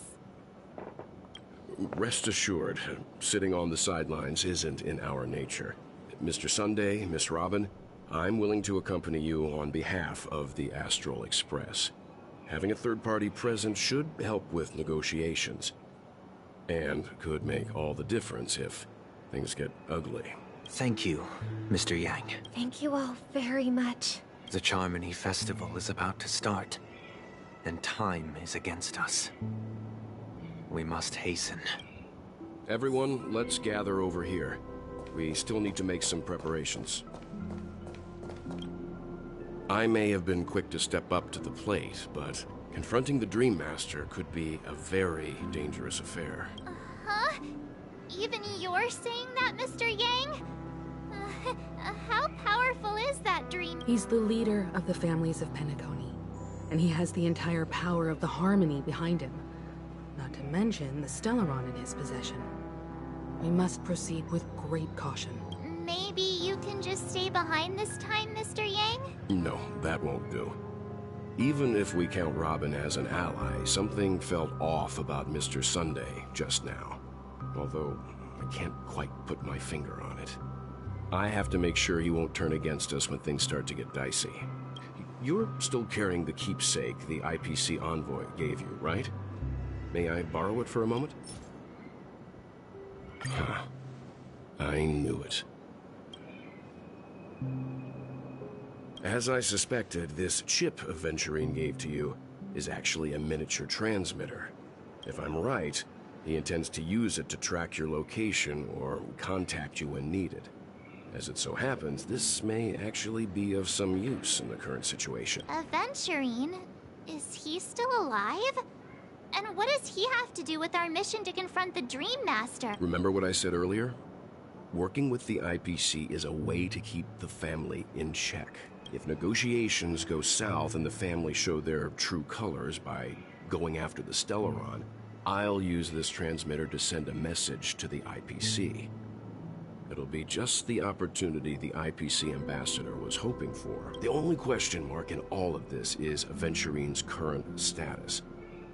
But the IPC is always listening, especially senior strategic investment department heads like him. Getting the message across shouldn't be a problem. Good luck to you, Wel. Well, you take care too. If anything goes wrong, don't worry about me. Just make sure to seal the Stellaron. Spoken like a true hero. Even if the Dream Master is innocent, the family's corruption runs deep. I won't make the same mistake Mikhail did. Let's wish him the best of luck. Don't you have something else to tell us, Gallic? Why would you say so? Before we departed, the conductor asked us to inquire about the 3 nameless in Penacony. We've already collected intel about Rosalina and Tiernan, so the only one left is Legwork, if I'm not mistaken. We've already met him somewhere, haven't we? It's not enough to say meet, but the answer is pretty obvious. After all, I've hinted at it in quite an evident way. I've been watching over you ever since I received the reply from the Astral Express. And I've seen the great effort you all put into linking different realms together across the cosmos. And now, after getting this far all in one piece, you have truly proven yourself. Miss Himiko, were you the one who repaired the Express and got it sailing through the cosmos again? Yes. And you two, young Nameless, you have very interesting life stories and extraordinary skills.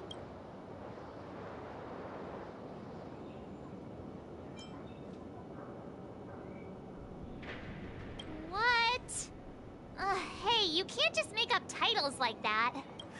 You're full of energy. Please send my regards to the conductor, Pom Pom. Please let them know that their friend had fond memories from his time aboard the Express, which he reminisced on every time he had a good drink. As for the last Nameless, he embarked, disembarked, and embarked again, traveling in a great circle, ending up back where he started. On his deathbed, he told me to find the Astral Express and deliver an invitation to the future Nameless. He left behind a special gift, a true legacy. Something that belongs only to the successors of the Trailblaze. Come with me. Now is the time to reveal it.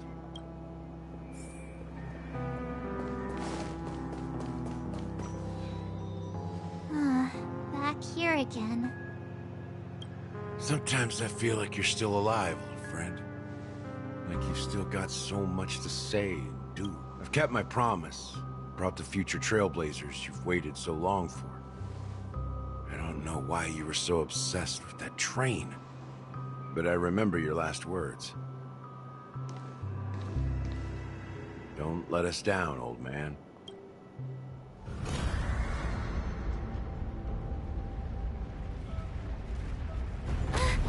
What's happening?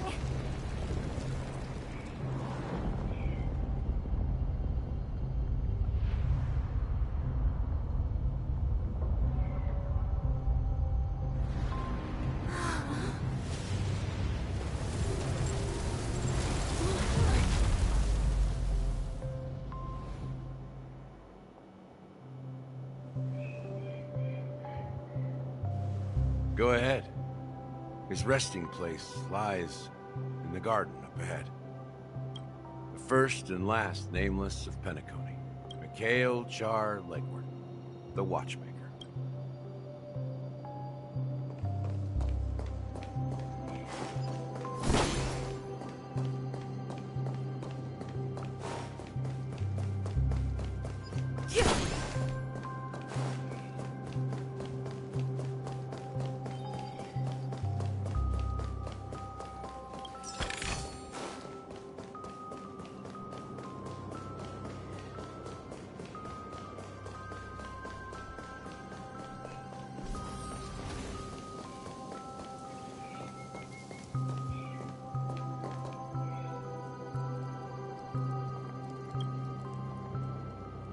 Sure enough, the Watchmaker is the third nameless.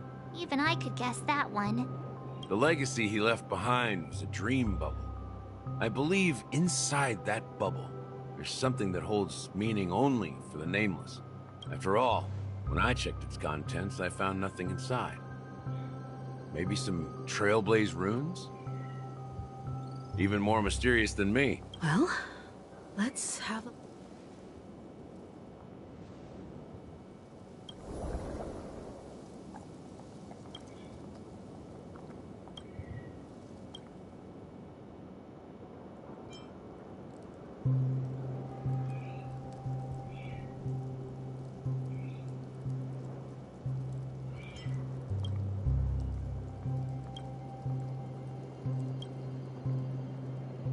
Wait, seriously?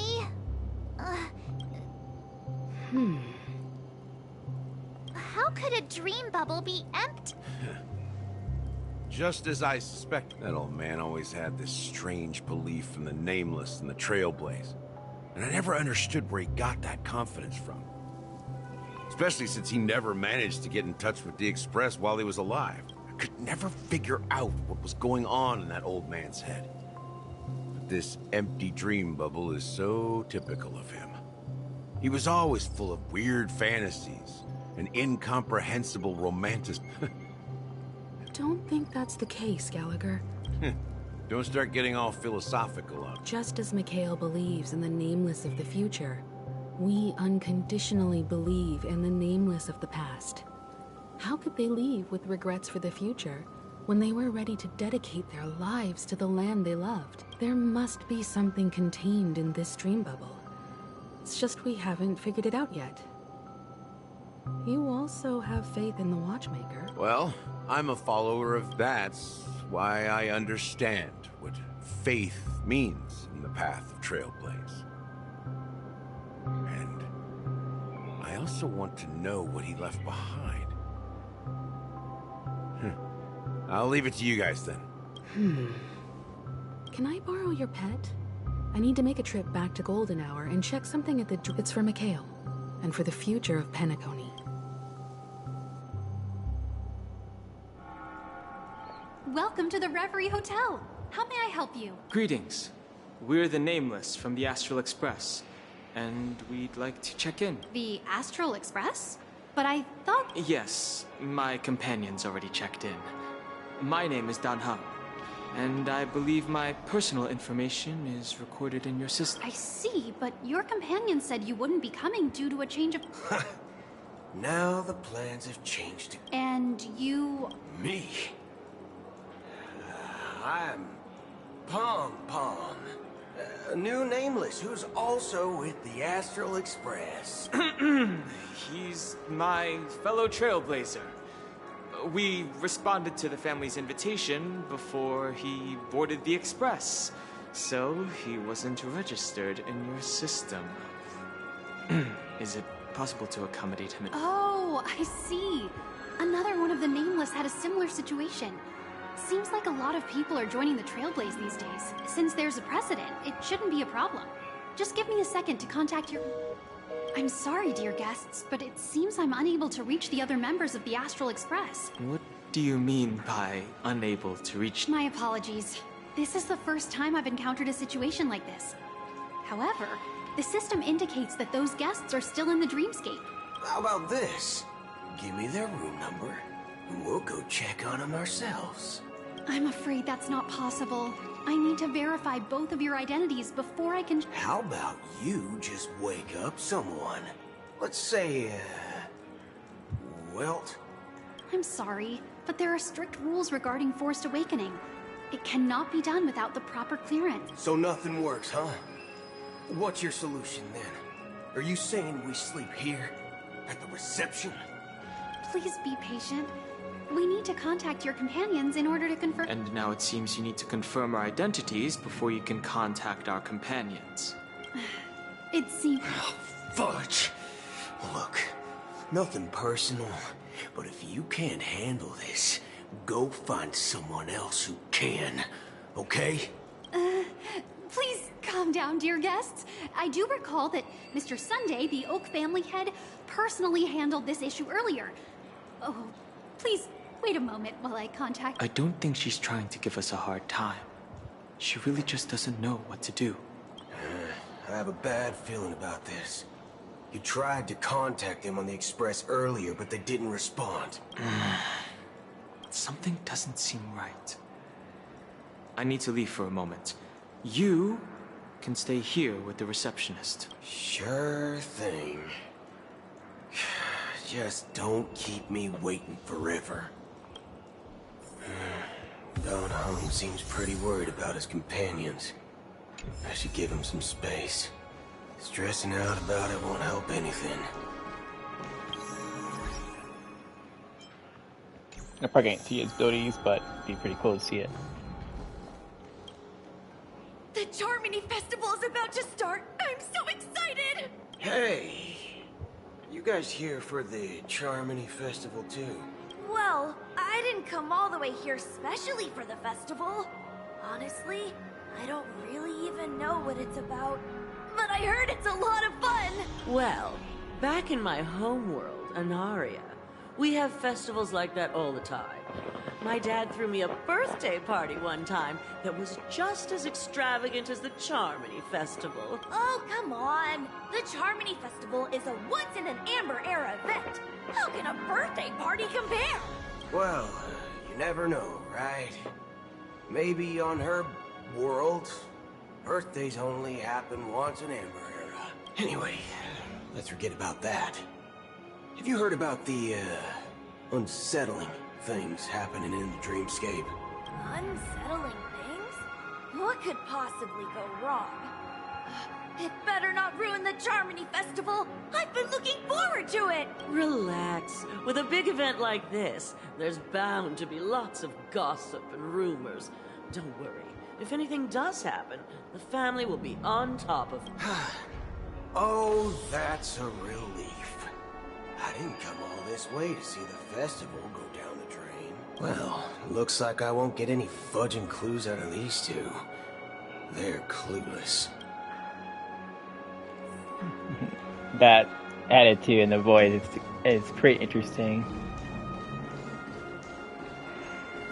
Face recognition failed. Greetings. I'm Cody of the Bloodhound family, head of security for the hotel. How may I assist you? Hello. So, there's something I wanted to ask about.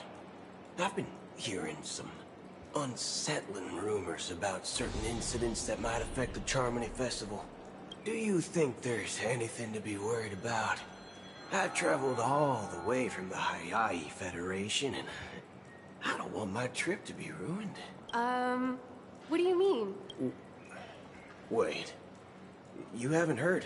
I'm not sure where you heard those rumors, but they're completely baseless. I can assure you, as a representative of the Bloodhound family, that everything is going smoothly for the Charmony Festival. At present, all of the families are focused on making sure the festival starts on time. Even the Dream Master himself has arrived.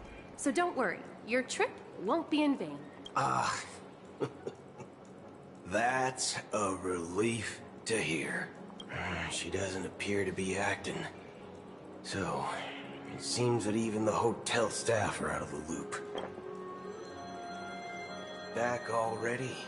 Hasn't she returned yet? Nope.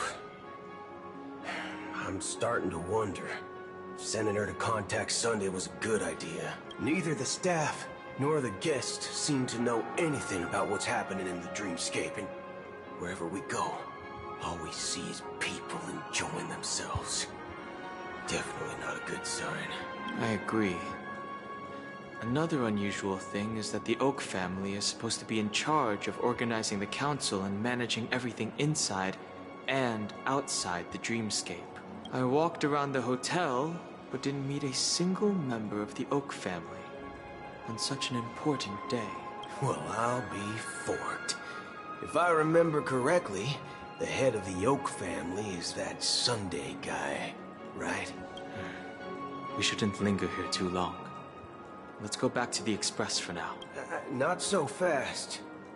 Have you ever robbed the IPC? bro.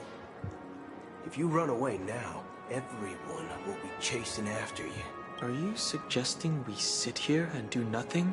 I wouldn't say do nothing. But let's stay put for now. Even if the family has ulterior motives, they couldn't have anticipated us showing up here. We're the surprise factor for them.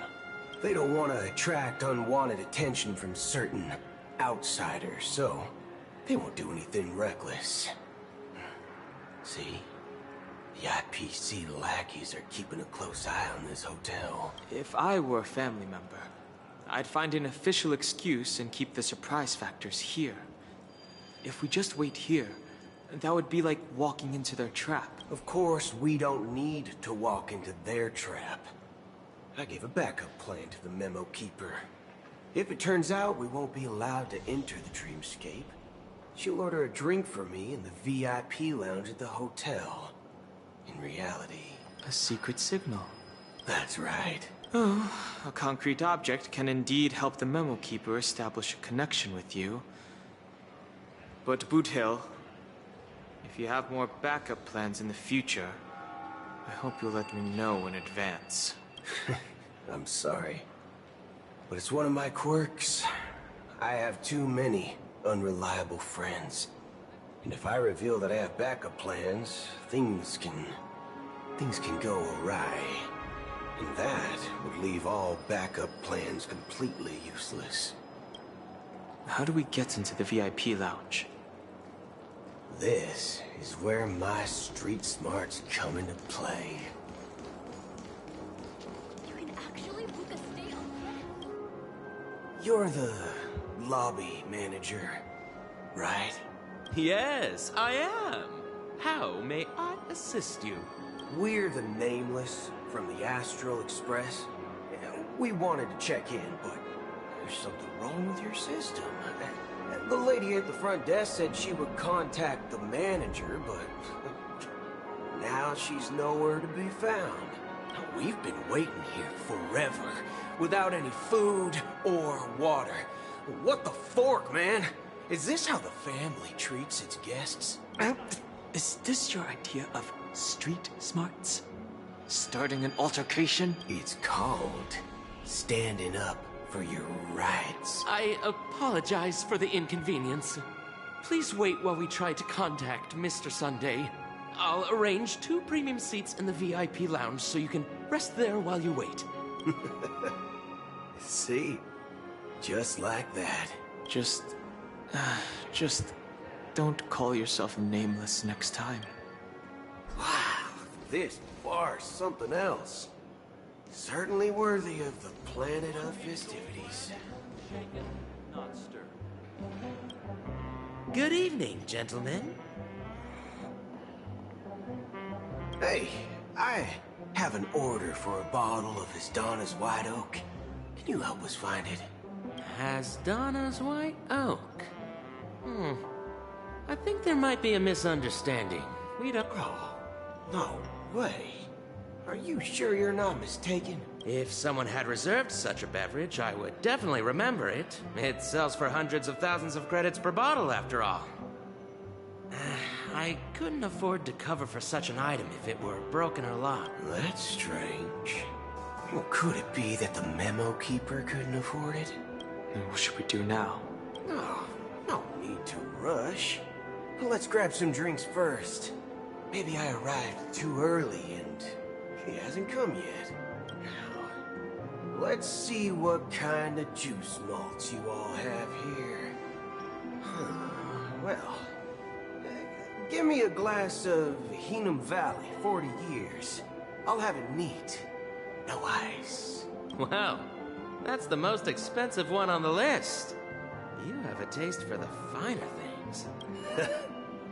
It's on the house, anyway. What can I get for you? Anything you recommend is... Then I would recommend today's special, Glass Village.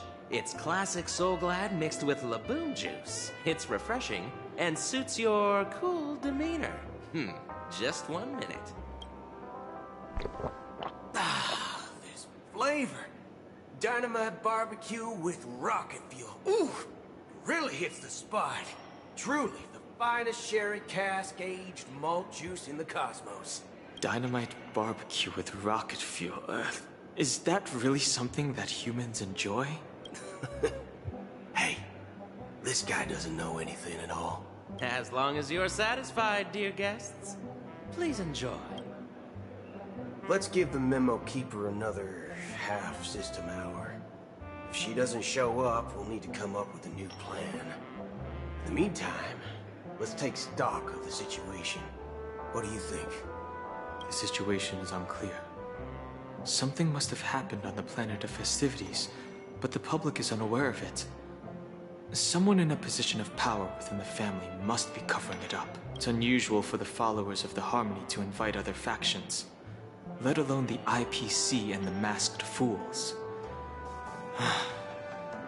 If what you said about the Emanator of the Nihility is true, the situation in Penacony is a little complicated, to say the least. Actually, there's something else I'm concerned about. Regarding Acheron, as you know, the faction that follows the path of the Hunt are some of the most dangerous folks in the cosmos to mess with. I mean, who in the right mind would impersonate the Xianzhou Alliance or the Galaxy Rangers? It's like asking for a death wish. Isn't there a saying among the Xianzhou people that the Rainbow Set lets their luck's arrow do all the beating? Talking. Do all the talking. But you know what I mean. Even though the Galaxy Rangers have been out of sight for years, we've been keeping an eye on this region. Even the dumbest criminals know better than to mess with the Annihilation Gang, much less the Rangers.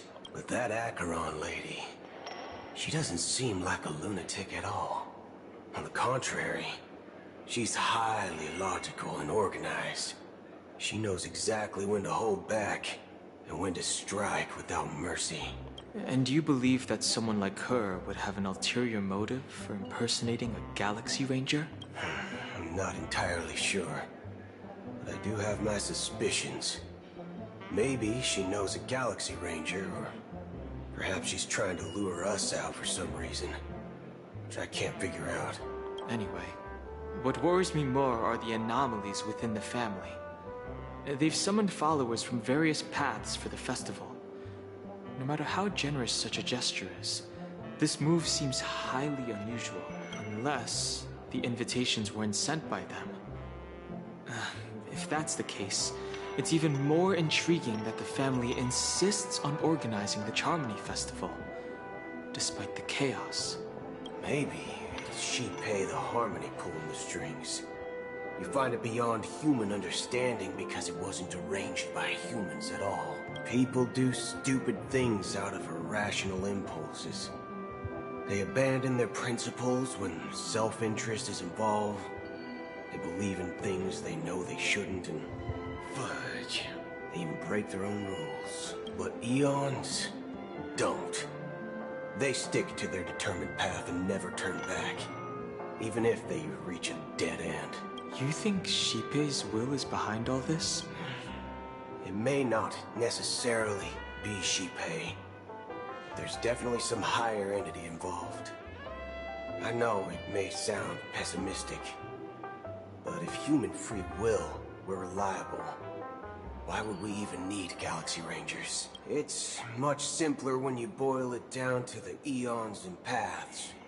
Like how Lon always follows the path of the Hunt, or how the Express stays true to the Trailblaze despite Akavilli's disappearance. But in my opinion, Akavilli's fall holds significance for the Nameless. Oh, so you're saying the Nameless now have to take responsibility for their own choices because their absolutely right leader is gone?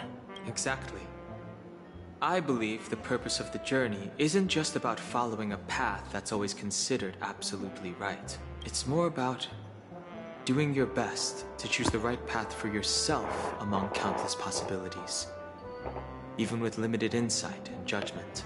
I don't know what you've been through, but I agree that people must take responsibility for their choices, because no one else can do it for them. That's why the Galaxy Rangers need to uncover the imposter and figure out her true intentions. Just in case. I have a backup plan if the Memo Keeper doesn't show up. This is my final backup plan. I promise. You sure have a lot of cards up your sleeve.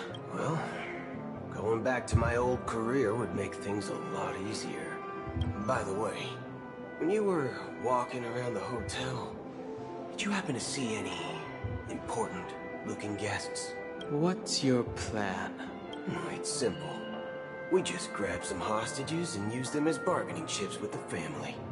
Or maybe we can even take their identities. No need for that. We'll return to the Express now. Wait. Are you getting scared? Draw your weapon. Let's make a big scene.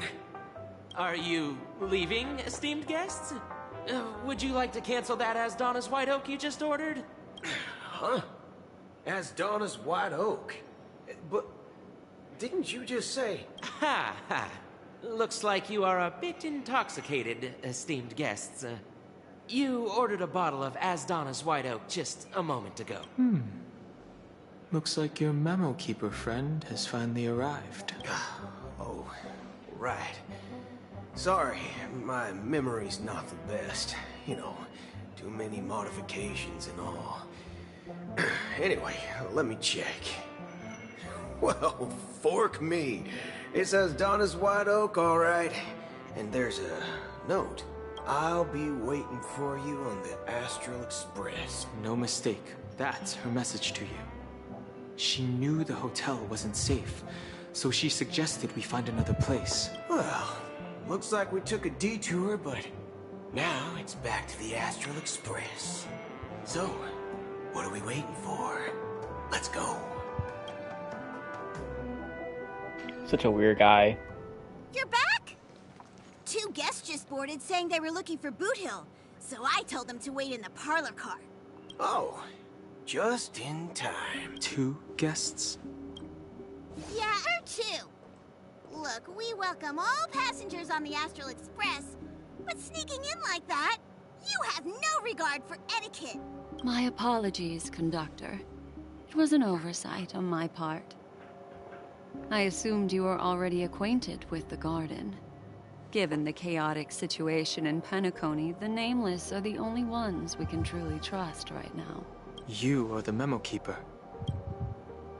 Pleased to meet you, Dan Hung. I've seen you in others' memories. And as for Boot Hill, this is our first face-to-face meeting. I hope you enjoyed that bottle of Astana's White Oak. You sure have a refined taste. Finally, Memo Keeper. Well, let's cut to the chase. Spill everything you know. That's precisely what I intend to do. But before that, please allow me to introduce myself. My name is Black Swan, and I serve the Garden of Recollection as a Memo Keeper.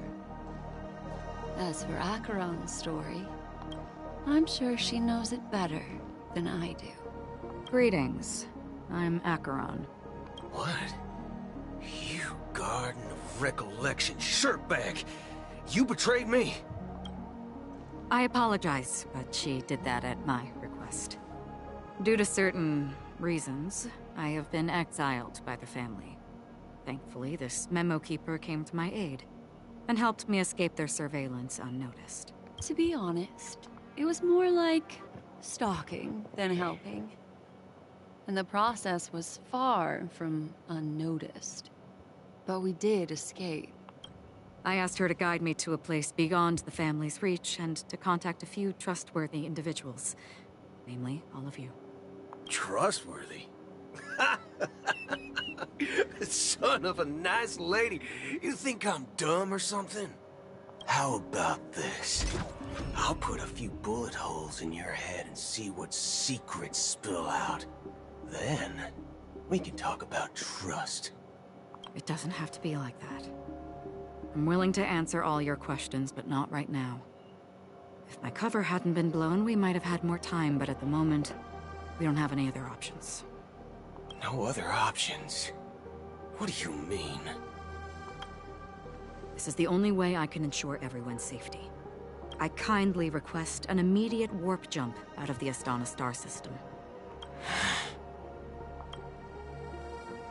This passenger is requesting...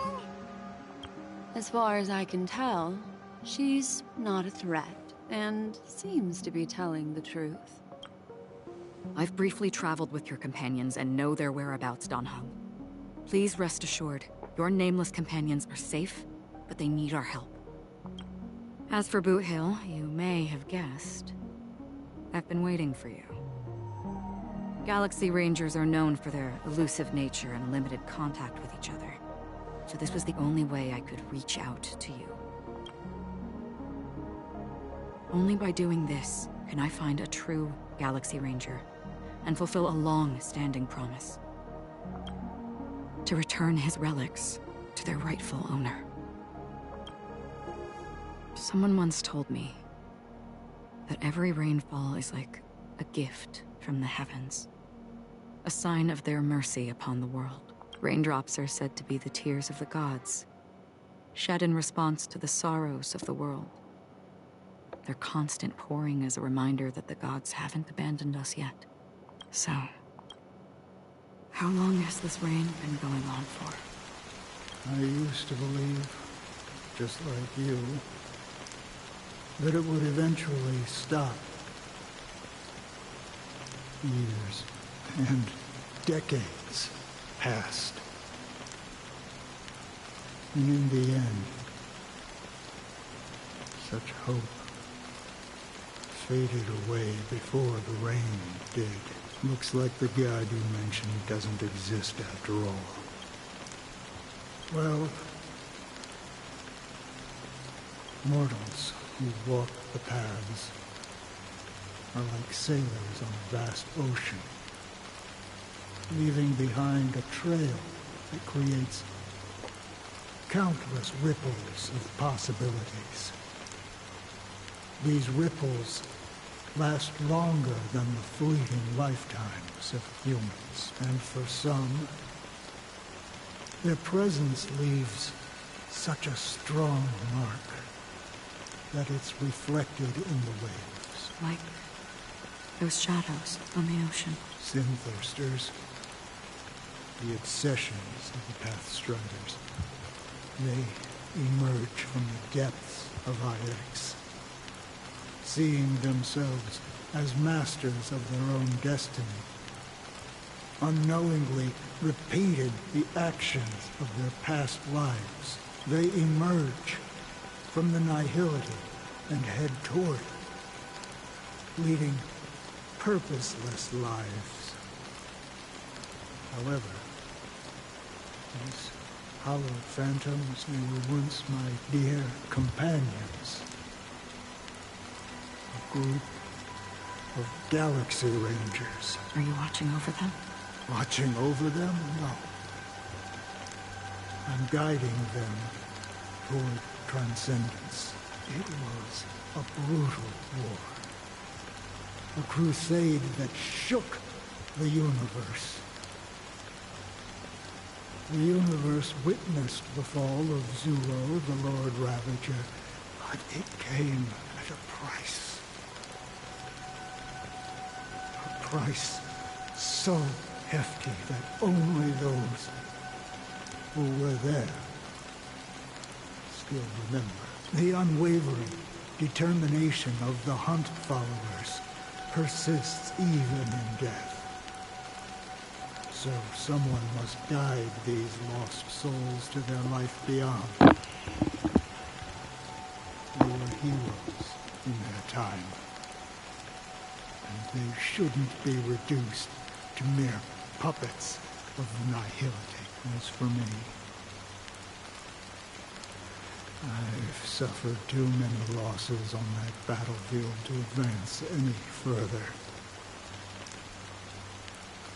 And that makes me the most fitting person to carry out this task. But you know, these sin-thirsters, they're not who they used to be.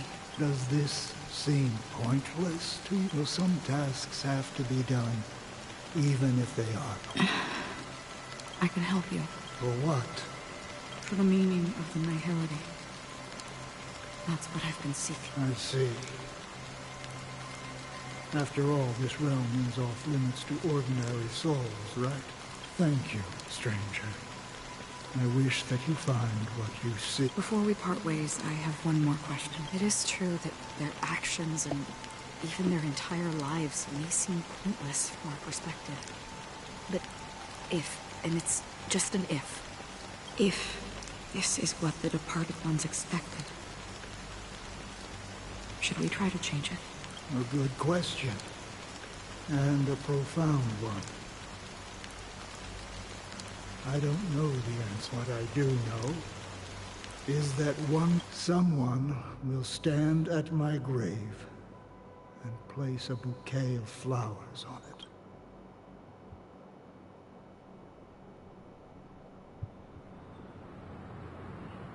When I appeared as a child, my speech, mindset, and soul reflected immaturity, and as I grew into adulthood, I left behind my childlike side.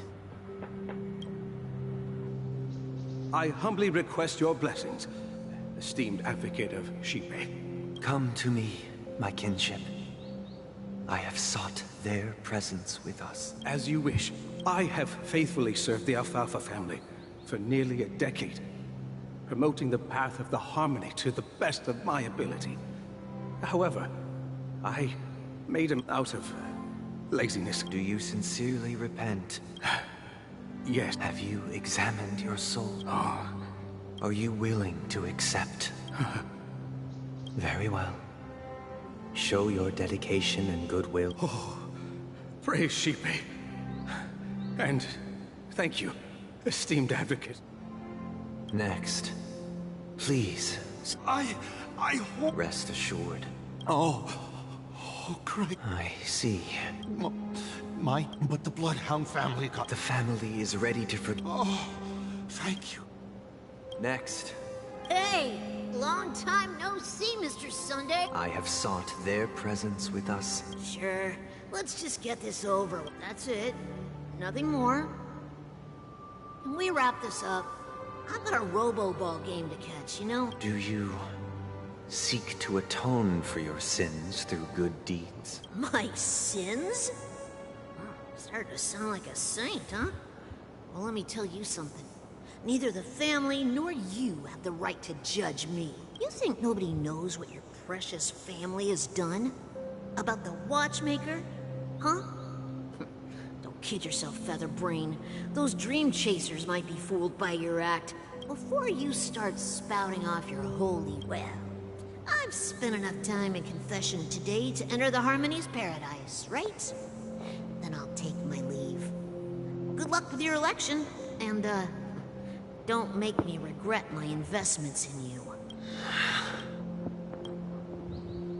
Oh, revered triple-faced soul, who can judge the strong when their power hides their crime? Who can vouch for the weak when they will pay any price to survive? Who can comfort if the strong then?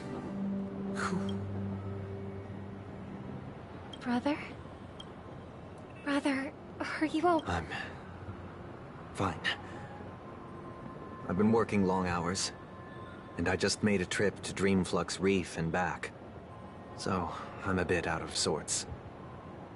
But You've been working non-stop on the Charmony Festival, Mr. Sunday, and no one could have predicted this incident. Even if the Stellaron does pose a grave threat, I still feel sorry for all the trouble we've caused you. No need to worry about troubling anyone. The Charmony Festival was meant to spread joy and harmony across the cosmos.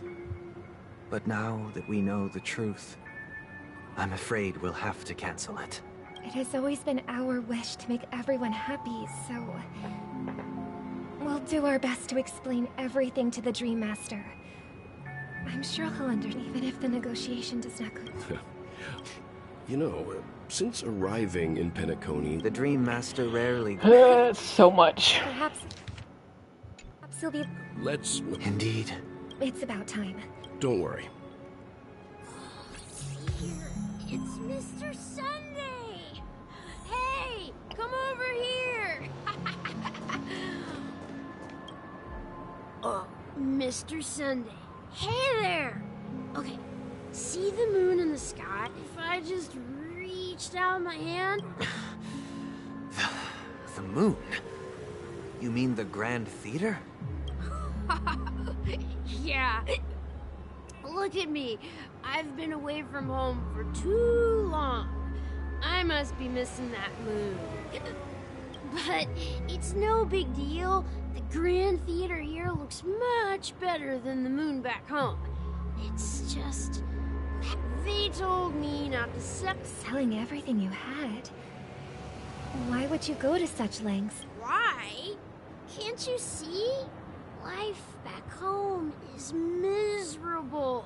It's not really living. It's better to be here at Pinnacle. No pain, no worries. Is this truly living? Huh?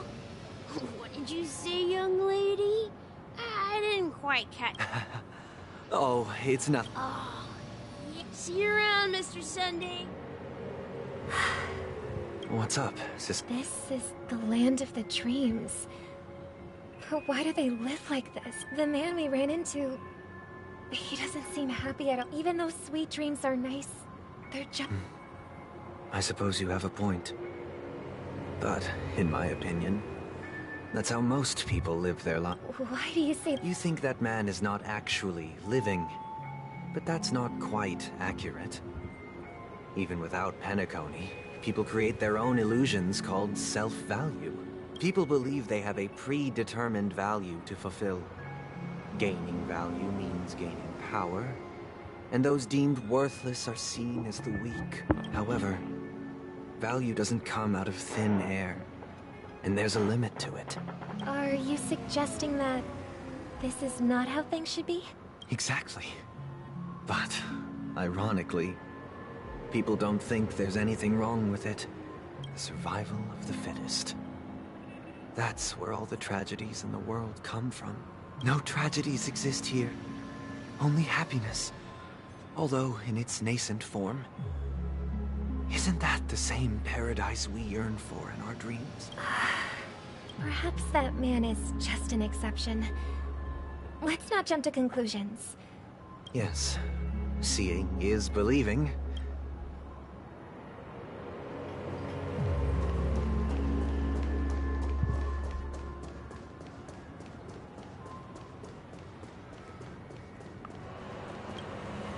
Glad to meet you again, Robin.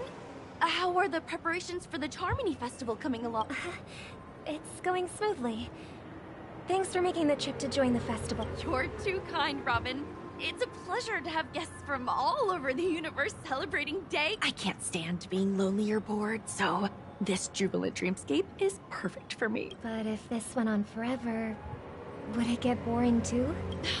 Nah, not at all. Who would get tired of having so much fun? Every day, you get to wear fancy clothes, explore all sorts of dream bubbles, indulge in delicious food without gaining weight, and you never get old or sick.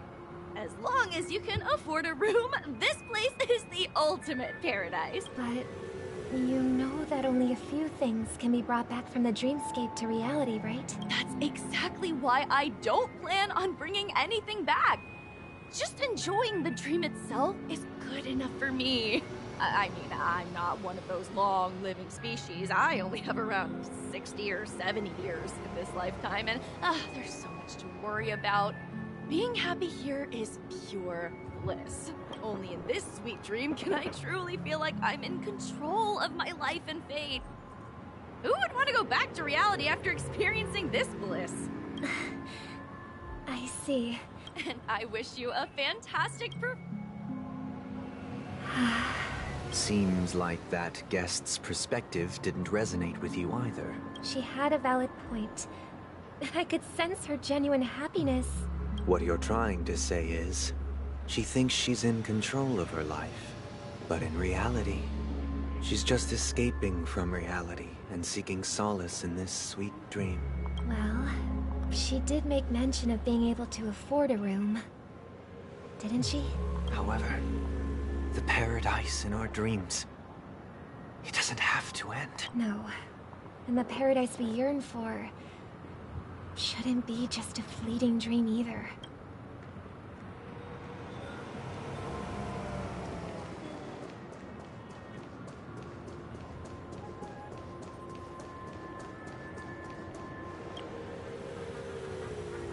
The scenery in this dreamscape is truly breathtaking, isn't it?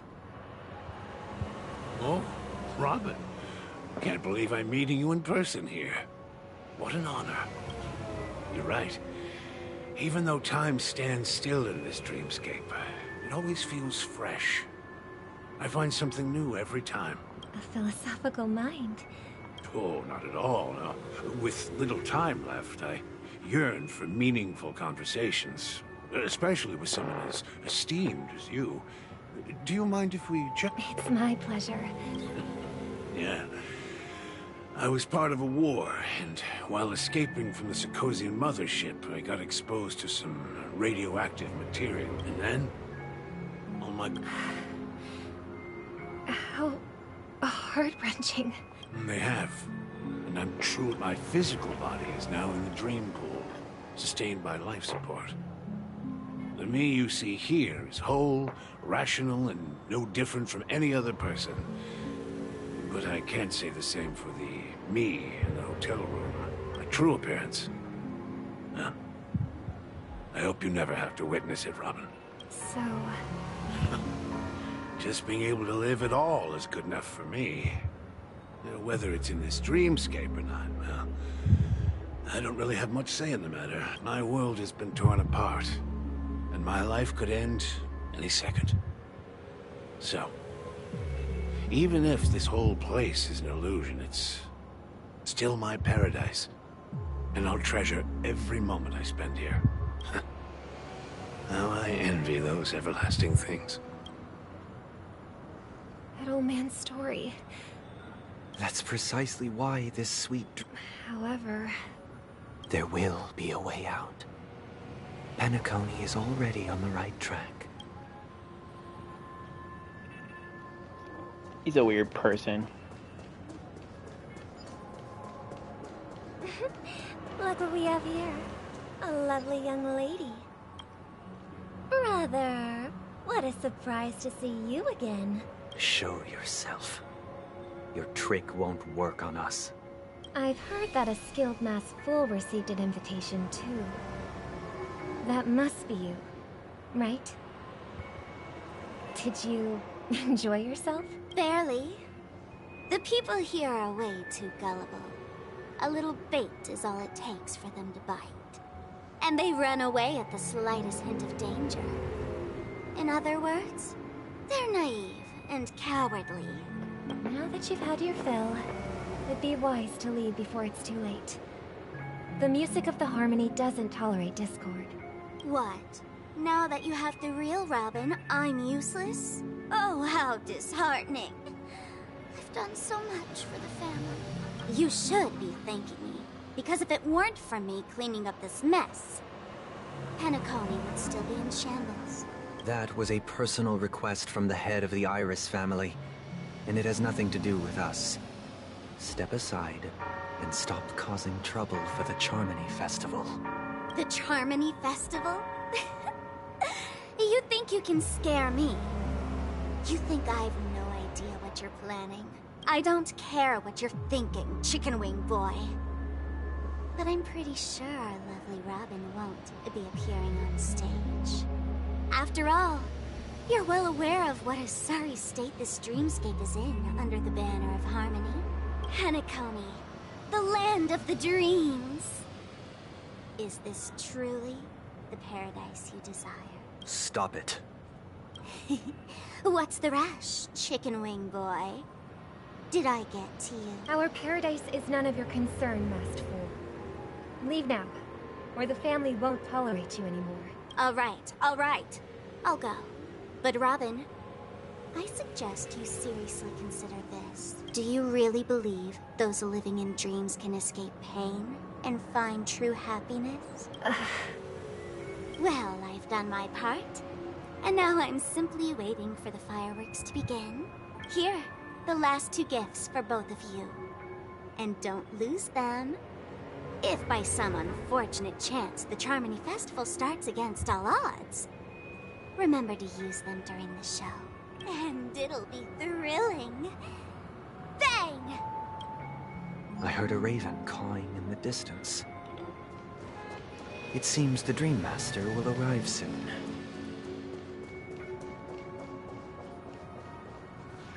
Let's wait here for the Dream Master to arrive. Okay. By the way, brother, I heard you no longer have a sweet tooth. Back when we were kids, you used to steal my desserts. Seems like a lot has changed during my absence. What exactly happened? Well, someone has to stay awake even in this sweet dream. But that someone doesn't have to be you, or anyone in particular. You're carrying too much on your shoulders, brother. The paradise in our dreams. It shouldn't be like this. Penacony is nothing more than a dream. It can't erase the worries and pain of reality, or bring true happiness. It only offers an escape from reality. Nothing more. Remember the old man we met earlier? Without this dream, he might have completely lost himself. That might be true, but that path may have been more... Is Penacony granting these people a future? Or is it taking it away from them? Well, don't forget this. Not everyone really has a future. The future for humanity is like the sky. Do you remember how we took in? Yeah. Well, I didn't mention what happened to it in my letters shortly after you left. It crashed to its death right in front of your window. I had surmised as much. I knew you wouldn't have avoided mentioning the bird for no reason, despite that unfortunate outcome. I still believe it was the right decision. Birds aren't meant to spend their lives in cages. They belong in the sky. But here's the thing. If there are birds in this world that can never fly, can we really assert that they belong in the sky? Are you implying that the same goes for humans too? Let's take the Astral Express as an example. The Nameless made tremendous efforts to bridge worlds, gaining fame across the universe. However, only a few extraordinary individuals can endure such a perilous journey. That's because the pursuit of the Trailblaze exceeds the capabilities of ordinary humans. Otherwise, why would this path be filled with broken rails, an abandoned express, and even a fallen eon? That's just sophistry. If that were true, then only the powerful would have the right to determine the future. Unfortunately, that's exactly what happens. Another name for the future is self-value. While this world has its fair share of heroes who inspire people and garner admiration for their heroic deeds, some are born weak and vulnerable. Some find themselves trapped in unfortunate circumstances. Some fall victim to malice and cowardice. When it comes to survival, everyone is equal. And the weak can only... That's why we should care for the weak and support them as if their suffering were our own. While the Harmony holds noble aspirations, the strong will always be strong, and the weak will always be weak. Even in this carefree dream. In the end, if people can't even secure their own survival, they won't care about the illusory future of equality. As long as the law of survival of the fittest prevails. But if people don't live for the future, do they merely exist for survival? If even you, my brother, don't believe that the Harmony will save the weak... People often forget that when the first bird took flight, the entire world envisioned a future where no more fledglings would ever crash to their death. Are you reading, sister? Mr. Gopherwood gave me a picture book. It's about the story of the harmonic string. If I could become a chord master, I'd like to summon... I see. Then, I would summon the harmonious choir too. Don't you have a wish of your own? Of course I do. It's just that it includes your wish and everyone else's. Then, let's build a stage there and invite everyone to our performance so that both our wishes come true. It's a deal then. Yeah, it's a deal. But how can I become a chord? Maybe.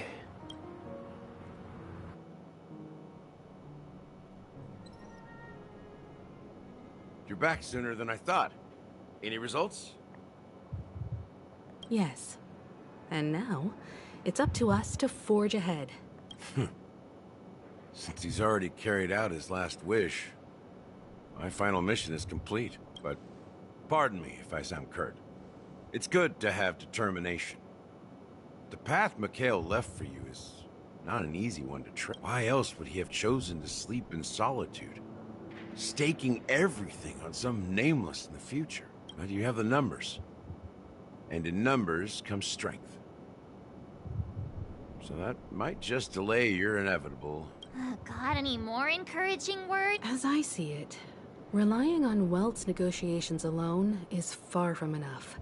Penacony is our rival's home turf, and we already have very few chips left to play. We're more familiar with the Stellaron's properties than most. And since it's the key to stabilizing the sweet dream, it's vital to the family's interests. That's right. As long as we pose a threat to the Stellaron, either with words or otherwise, But the problem is, on the eve of the Charmony Festival opening, how exactly are we going to get close to the theater? Family security will be airtight, and if we brute force it, even if we So, no one's gonna say anything? Then I'll raise my hand. I know the answer to this question.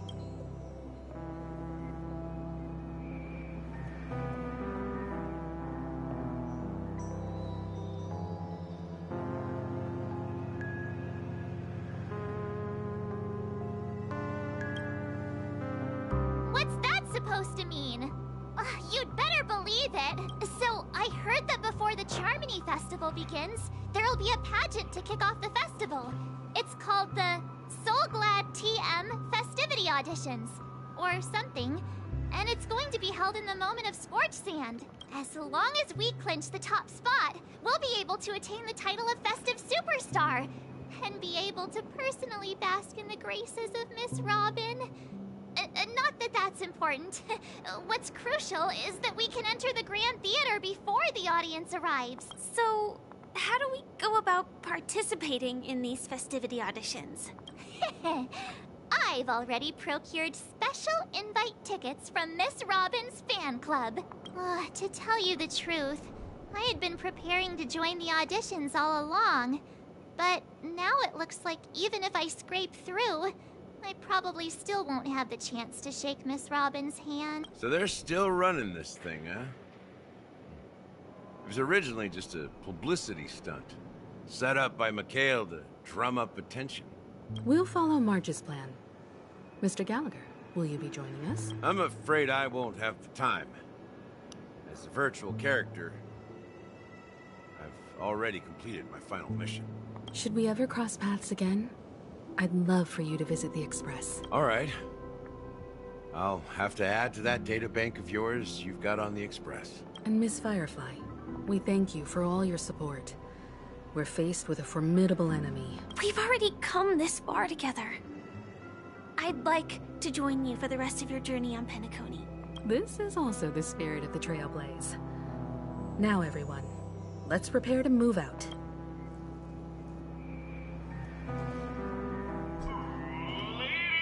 If you have ambition, dreams, and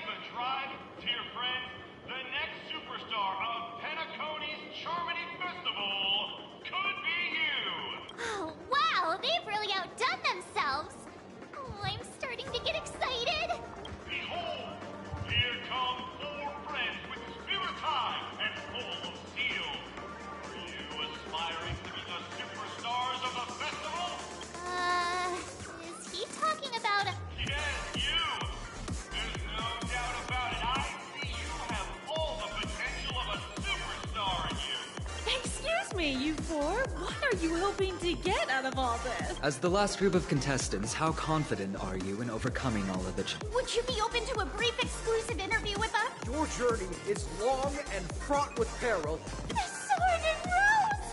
Protect the beauty! The beauty! A knight's head is hard as steel. Brother Lance's focus is stubborn as a heel. People are pouring in. Kinda feels like all sorts of baddies are showing up. Ladies and gentlemen, please, make way. Coming towards us now is one of Penacony's top 10 wealthiest tycoons. Allow me to introduce myself. I'm the director of Soulglad's factory. Hello, everybody.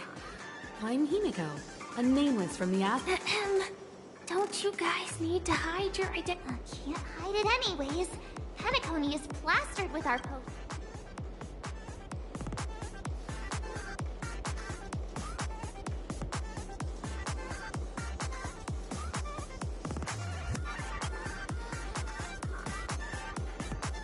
Hello, everyone. I'm March 7th. I'm an ordinary girl who loves adventures. Hello, everyone. I'm Firefly. I am also an ordinary girl who enjoys adventures. So it's a bunch of nameless guests. This final face-off is bound to be Grab a bottle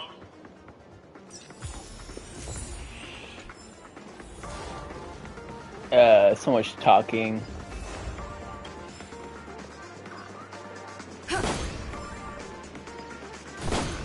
My brain will hurt from it. This place is buzzing. That's right. This venue is a miniature representation of that time known as the era filled with boundless possibilities.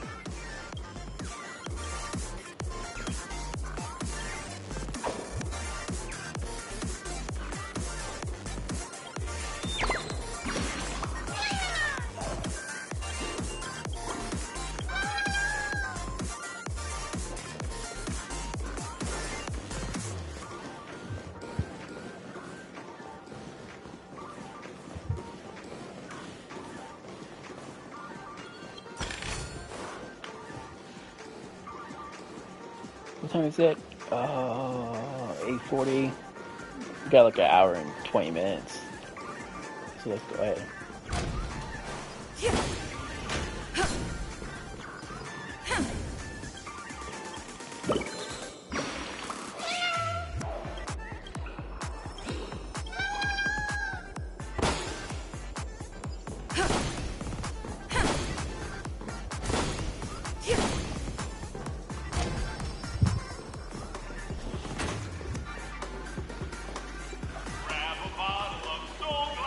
Nameless, your arrival reminds once, during a particular... The dream-chasing era was true. I wholeheartedly hope you make it to the finish. Ha-ha! That's the trailblazing spirit. Hello, everyone! Next up, get ready for the Mega March 7th adventure! Trailblazing into the uncharted and challenging the limits. I hope that by the end of this journey... Ah, a wonderful wish! Miss Himiko, what are you Safety first, Simple words, but waiting for you are 3 stages, each connected to that era. And in the last stage, you will face off against a champion who has defended the title to this very day. Those are the rules. Simple.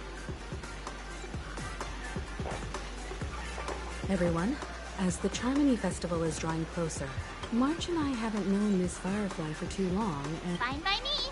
All right. I don't have a problem with that. We'll split into the assigned groups then. Let's not waste time.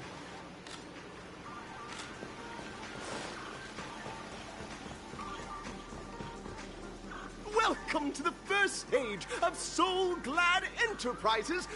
In the School of Acting Challenge, you have to complete 3 performances from 3 scripts and move the panel judges. In the School of Action Challenge, now...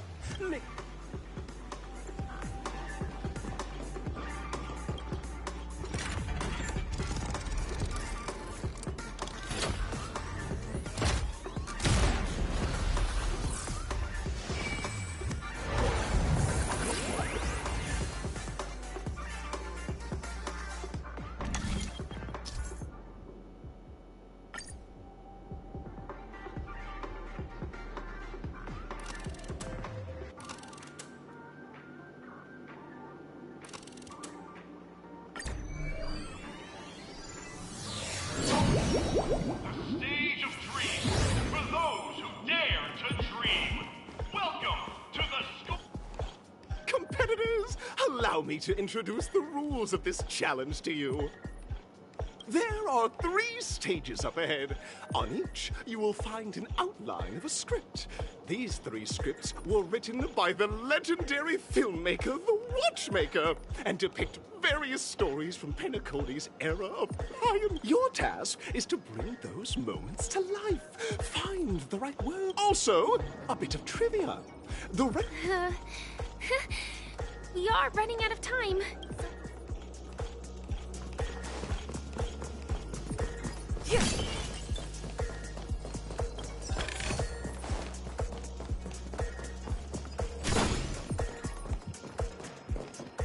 Oh, just take a look at this pair!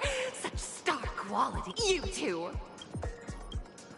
Envision that you both, driven by the spirit of exploration, are arriving at the land of dreams that is Penacony for the first time. But instead of you're driving an old clunker through the wilderness of the dreamscape, braving the cold wind, choking on the dust, and suddenly, a fierce memory zone meme blocks your path. Now, Miss Greyhair, what line would you deliver to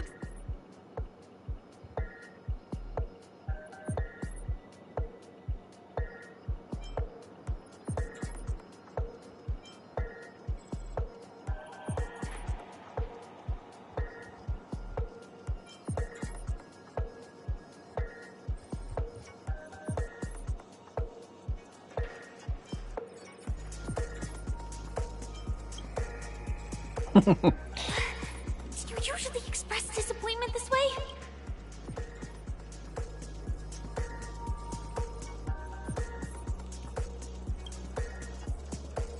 No, that's not right. You're trying to express disappointment. Very good! Now, though you're disappointed, your screen partner is conversely very enthusiastic. Now, young lady, you will say... This is great! I love living on the wild side! Very good! Very intense! And then we cut to the story's next scene. You find a job mending the rails, but the days are long, and your endurance can't keep up, and you finally collapse in the endless expanse of desert! Suddenly, sweet rain falls from the sky, wetting your lips and rousing your spirits. Now, Miss Greyhair, what line will best express your surprise at this moment?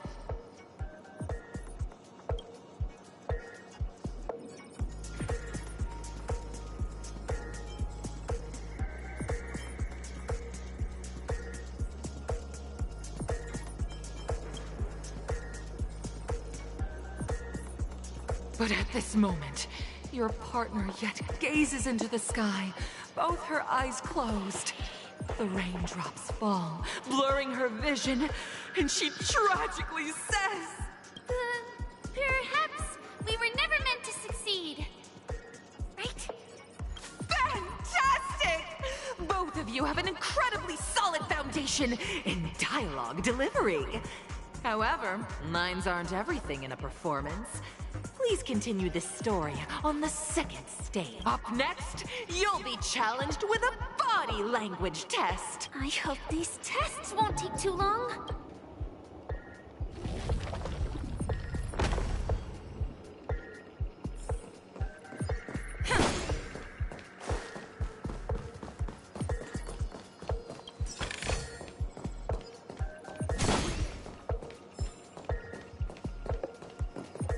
Here, you two are required to skillfully utilize body language to portray the story context I've laid out for you, picking up from where we left off.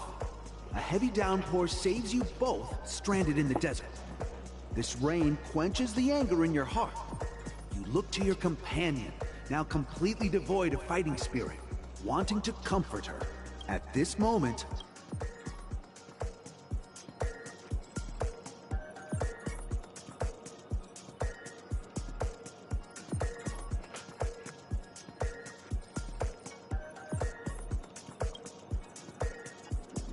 seriously think that would make someone laugh?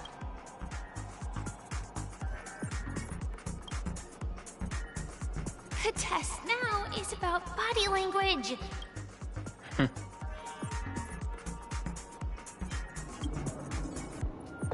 What? What? Right answer. Your companion sees you rolling about in the sand and thinks about the arduous obstacles along this journey. She can't help but let loose a laugh, rekindling hope in her heart. I'm gonna get back on my feet and keep moving forward. A tug at the heartstrings! The story continues to develop. The heavy rain leads you both to sense a business opportunity, so you start venturing into the umbrella industry. But just as the business begins to pick up, competitors start flooding the market with low-priced goods, squeezing your market share. You have no choice. The goods you stockpiled at high prices have to be sold at a loss. This is a pretty self-destructive move, which drives your business to the brink of bankruptcy. At this moment, what would you, who refuses to admit defeat, decide to do?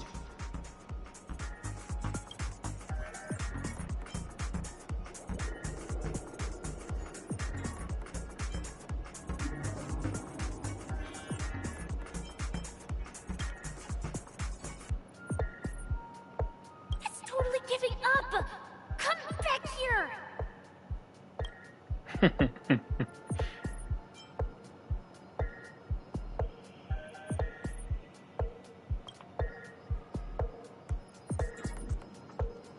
Fantastic!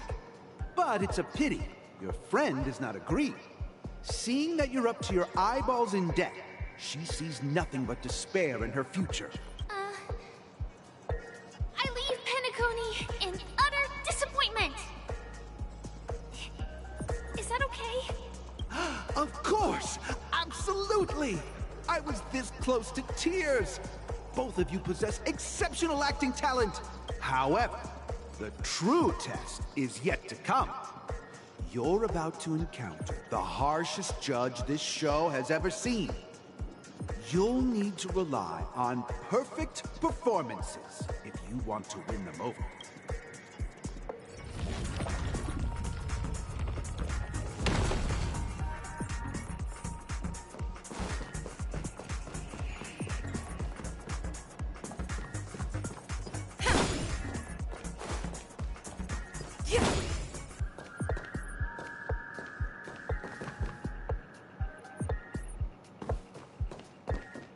Welcome to the final stage. Actually, all the scenarios that you previously encountered were all from the film Once Upon a Time. Two companions arrive on Penacony with nothing but a dream. Many years later, their paths cross once more in the thriving Penacony. Yet, they refuse to acknowledge each other.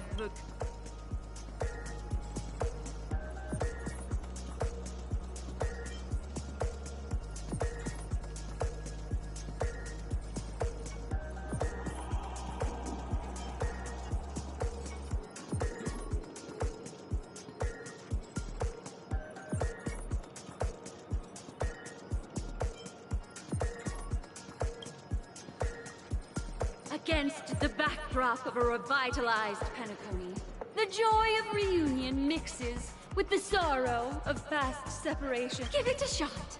Drop. Is this ever going to end? I know! Why don't you try that clockwork thing you used before?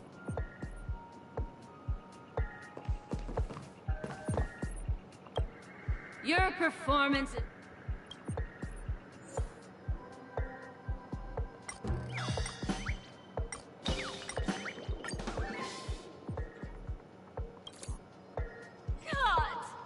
I never imagined that such a sad scene could be Huh? But we haven't even done anything! Brilliant! Your portrayal outdoes the original! We have passed the test. We ought to hurry up. Stellaron is at stake.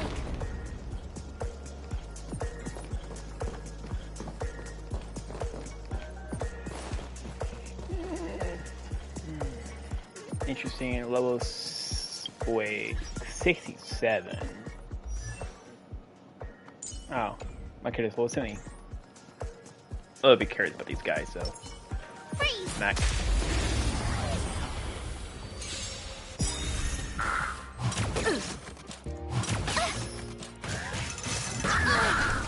Stay back, Clara. Naughty child. Nap time. It's time. I need to be brave. Annihilate. You can't run! Not a scratch. Try that again. Lance ablaze.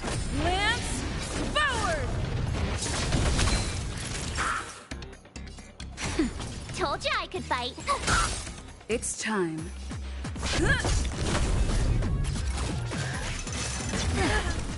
You can't run! Stay back, Clara. Eliminating threat. Try that again.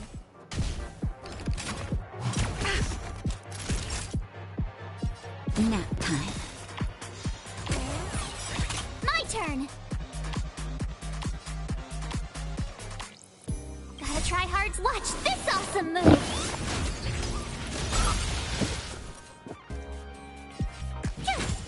It's time.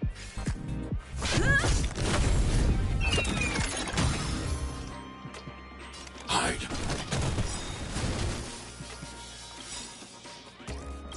I want to protect everyone. Help me, Mr. Storm. Justin, just a little something. Think nothing of Nice teamwork. Okay. Mission command. Are you all right? I'm okay.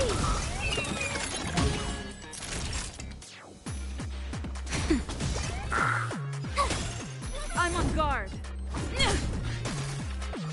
I'm not afraid of you.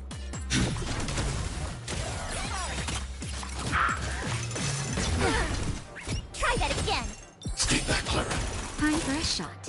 Nap time. Tough luck running into me.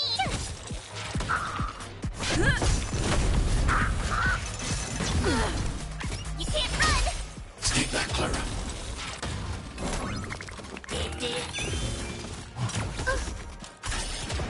Try that again. Naughty child. My turn. Lance at the ready. Annihilate. I want to protect everyone. Help me, Mr. Storm. Mission command. You can't run. Try that again. Mission command. Gotta try hard to watch this awesome move.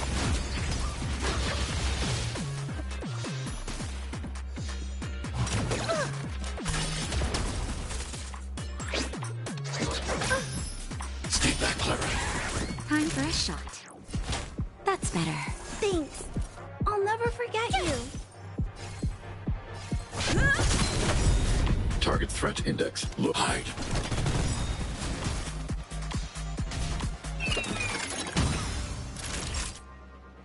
Nap time. Stay back, Clara. You couldn't have done it without me. They're kind of weak.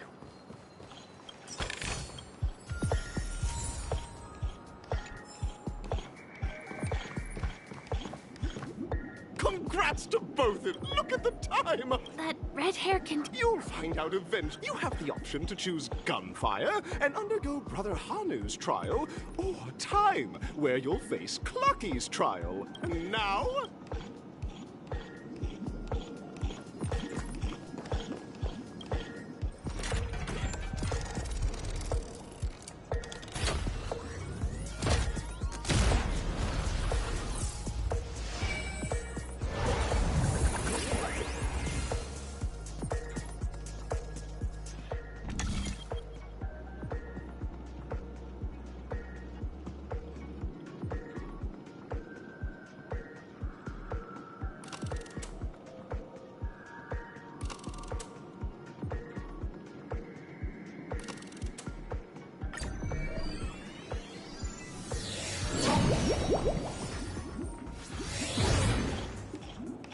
friends. Welcome to the wonderful world created by the Watchmaker. It's said that the Watchmaker, like a skilled pilot, he steered them towards the right path. Contestants, may you have the trial of time.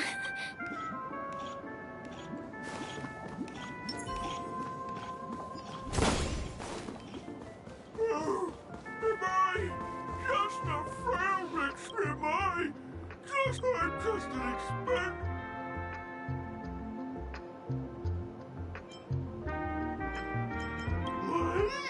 So, you guys are just like the other. See? Tick-tock! It's time for me.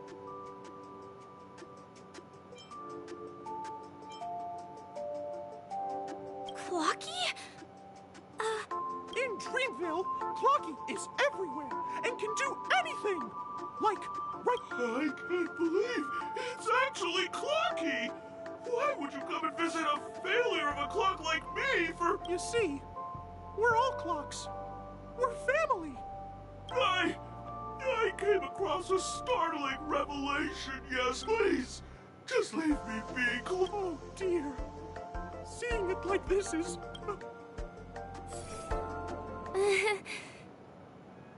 Don't worry, miss. I've already pinpointed it. Over here, my friends. Better use that hamster ball 9 speed.